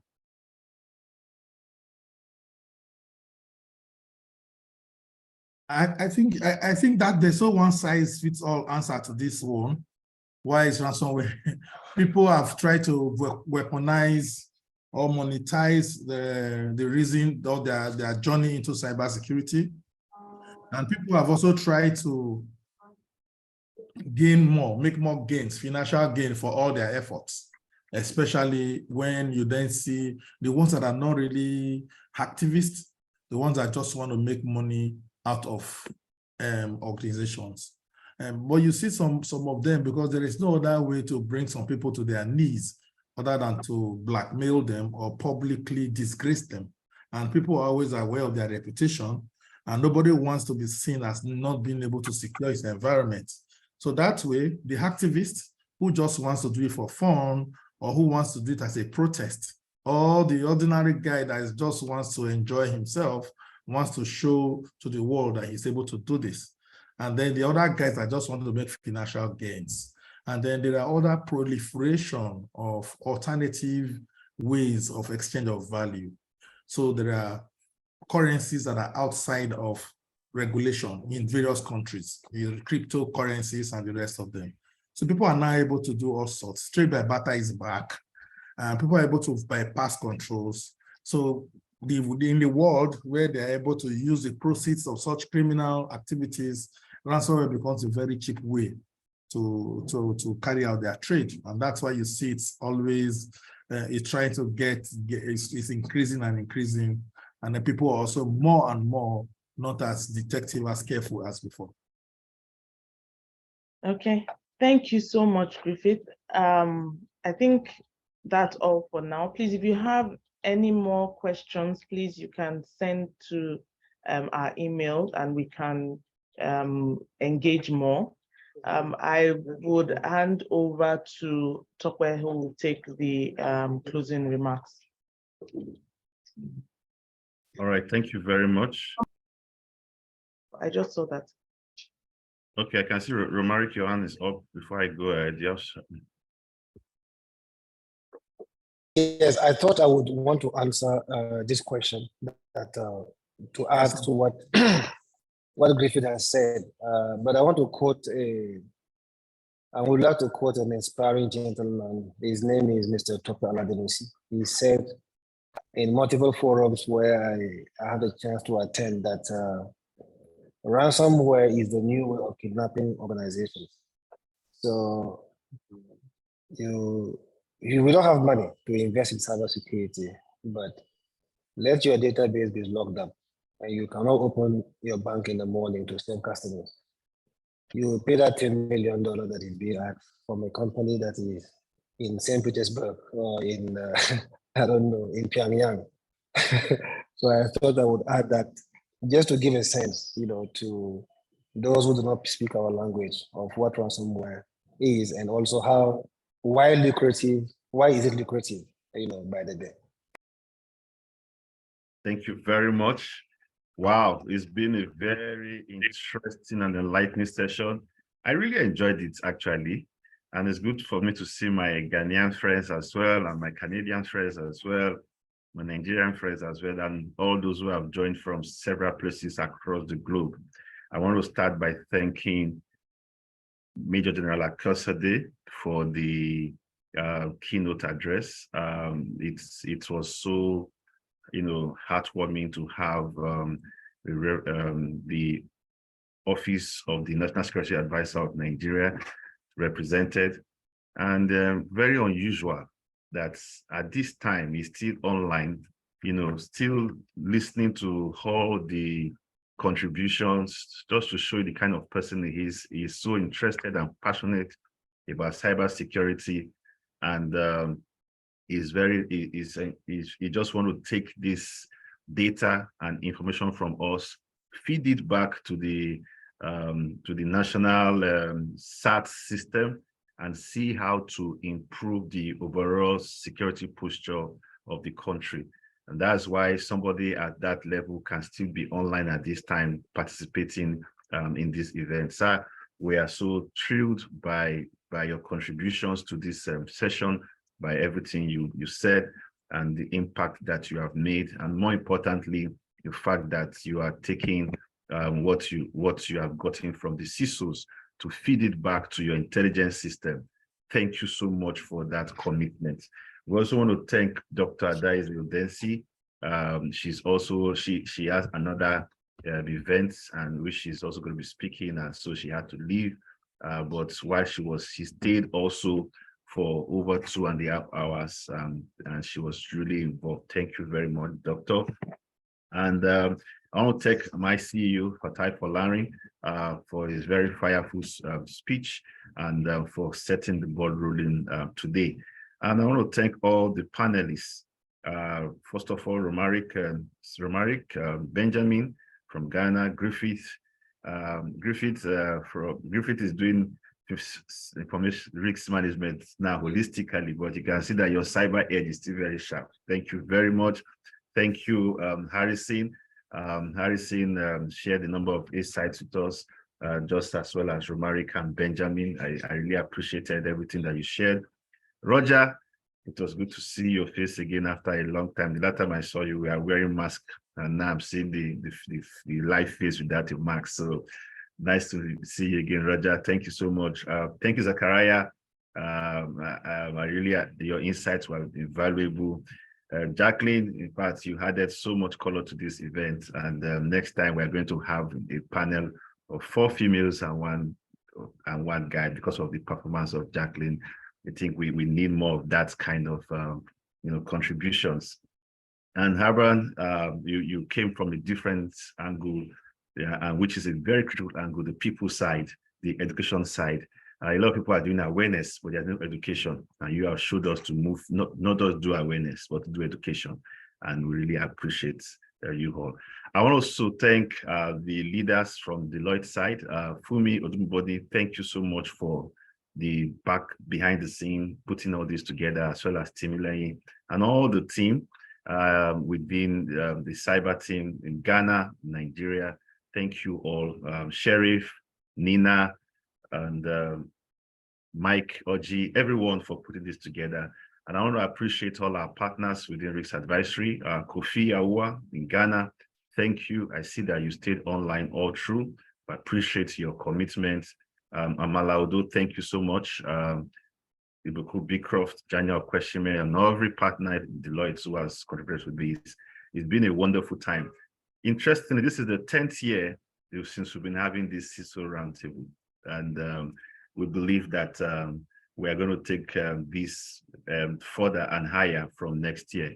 Also, if you have questions, please send them. There's an email on the chat box. We're going to answer those questions. And for the questions that have been asked that have not been answered, we're going to send responses to you all using the email addresses that you have used to register.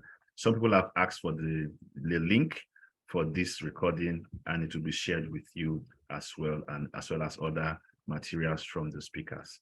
Once again, on behalf of Deloitte, Deloitte is always good to host you, and thank you for your patience at this time. It was a very fruitful deliberation. And don't forget, if you have any further concerns around cybersecurity, come to us. We'll be very happy to engage further. On behalf of the leaders of the firm and partners, I want to thank you all once again. Have a great rest of the year. December is when they strike the most. So please, cybersecurity guys, this is not the time for us to sleep. Let's keep awake all through this period so that we put these guys on check. Have a great rest of the day. Thank you and bye-bye. You.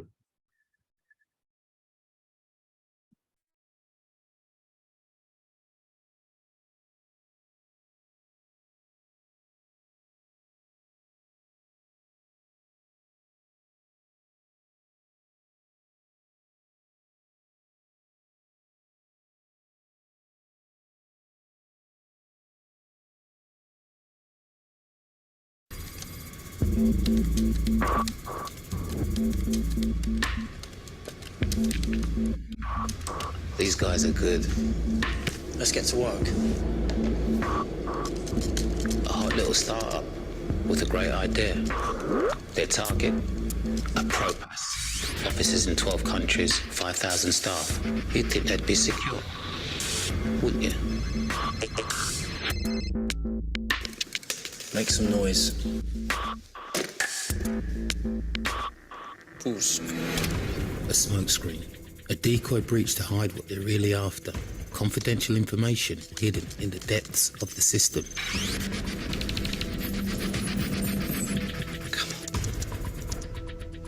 Still here? The computer's crashed. Join the club. See you Monday. Right now, the chances are someone, somewhere, is attacking you. And you don't even know it. Okay, chaps. We're in. I bet you're wondering how they got this far.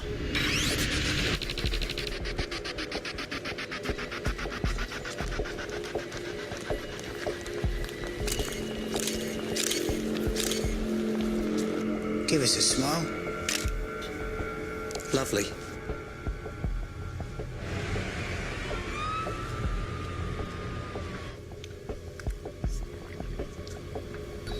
She's in.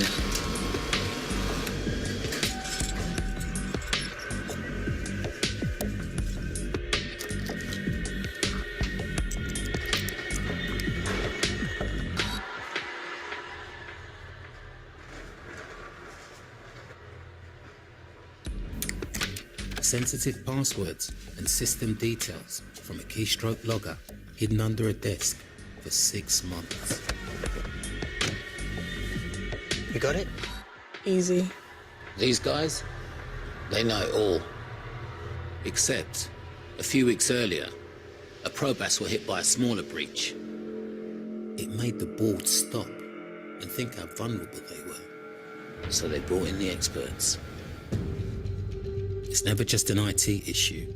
They carried out cybersecurity training from boardroom to basement, identifying what was critical to the business. Threat and intelligence monitoring. They planned a cyber incident response and brought in their own ethical hackers to test the systems and make honeypots to trap the attackers. They reviewed the whole business from New York to Tokyo and devised a game plan for any breach. Make some noise. We're in. It's a denial of service attack. We're just monitoring the situation. Have they got into any accounts? Clever. Someone else bangs on the windows while you hide in the cellar. They're onto us. I'll try blocking them. Is it working? I don't know. Well, I need to know, Gil. Is it working? Lena, launch a worm. These guys are good. They're really good. They're blocking us. Try again. They're blocking us! Try again! Straight to...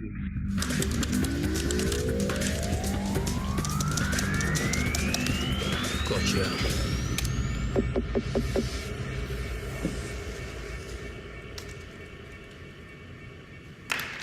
Good, but not good enough. You're okay. Traffic's blocked. You can win, but there's always a next time.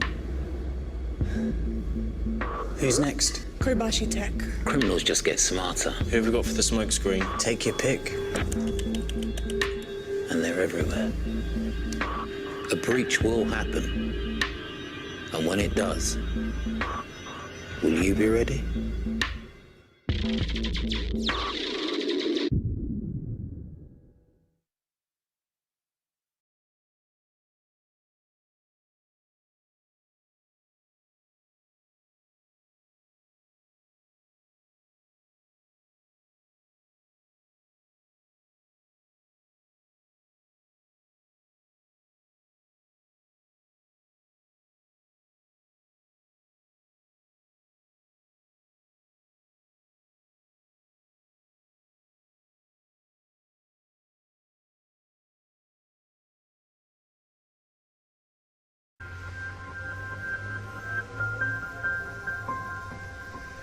Securing a company is not just about buying technology. It's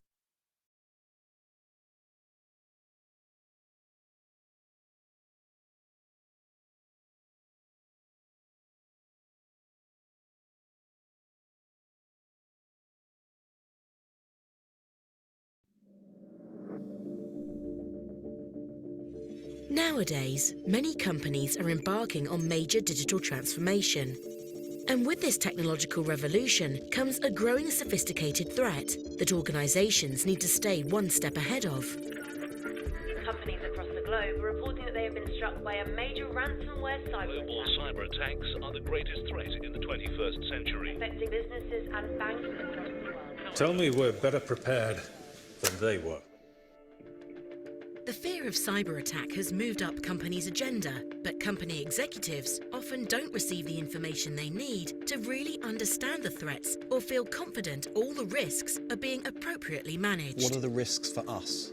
With the sheer volume of data we have and the reliance we have on key systems within our operations, a cyber breach could have a significant impact on us, both financially and reputationally. What's the up-to-date position of our current status? For every organization, processes, business systems, and the pace of digital transformation look uniquely different. Company owners and board members need visibility of their key assets and systems, and to know that relevant security measures are in place to protect against threats like malware, denial of service, and ransom demands. A tailored and well-thought-out cyber strategy is vital. Pinch points and weaknesses must be addressed to reduce the likelihood of any future financial or reputational damage. Where should we be focusing our main efforts? But some organisations struggle to maintain a comprehensive system list and don't know their most crucial assets, their crown jewels, that they rely on the most, which makes it difficult to know what to protect. How have we been protecting our assets? We're working with Deloitte to establish how to recognise and protect our key assets. Our team attended a workshop with their cyber specialists where we identified key cyber threats that we were exposed to.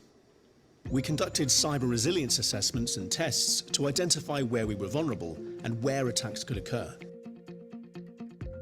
Deloitte has recognised the need for a more business-aligned approach to managing cyber risk. Their specialists re-engineered how they worked with organisations to develop a framework that was aligned with what each business cares about most and the impact posed by cyber attacks. Well, how much is all of this costing us? Well, we're taking a risk-based approach and focusing our cyber strategy and investment on cyber capabilities, that provide the best protection to our key business assets and operations. With data and digital transformation now being at the heart of many organizations' operations and new opportunities, cybersecurity must be appropriately managed, resourced, and integrated to maintain trust and enable success in these areas. Now we can see the key cyber risks for our business and how we're reducing them. For many, the growing use of data and digital services means a step change in ongoing resources, investment, and overall focus on cybersecurity will be necessary. A custom-built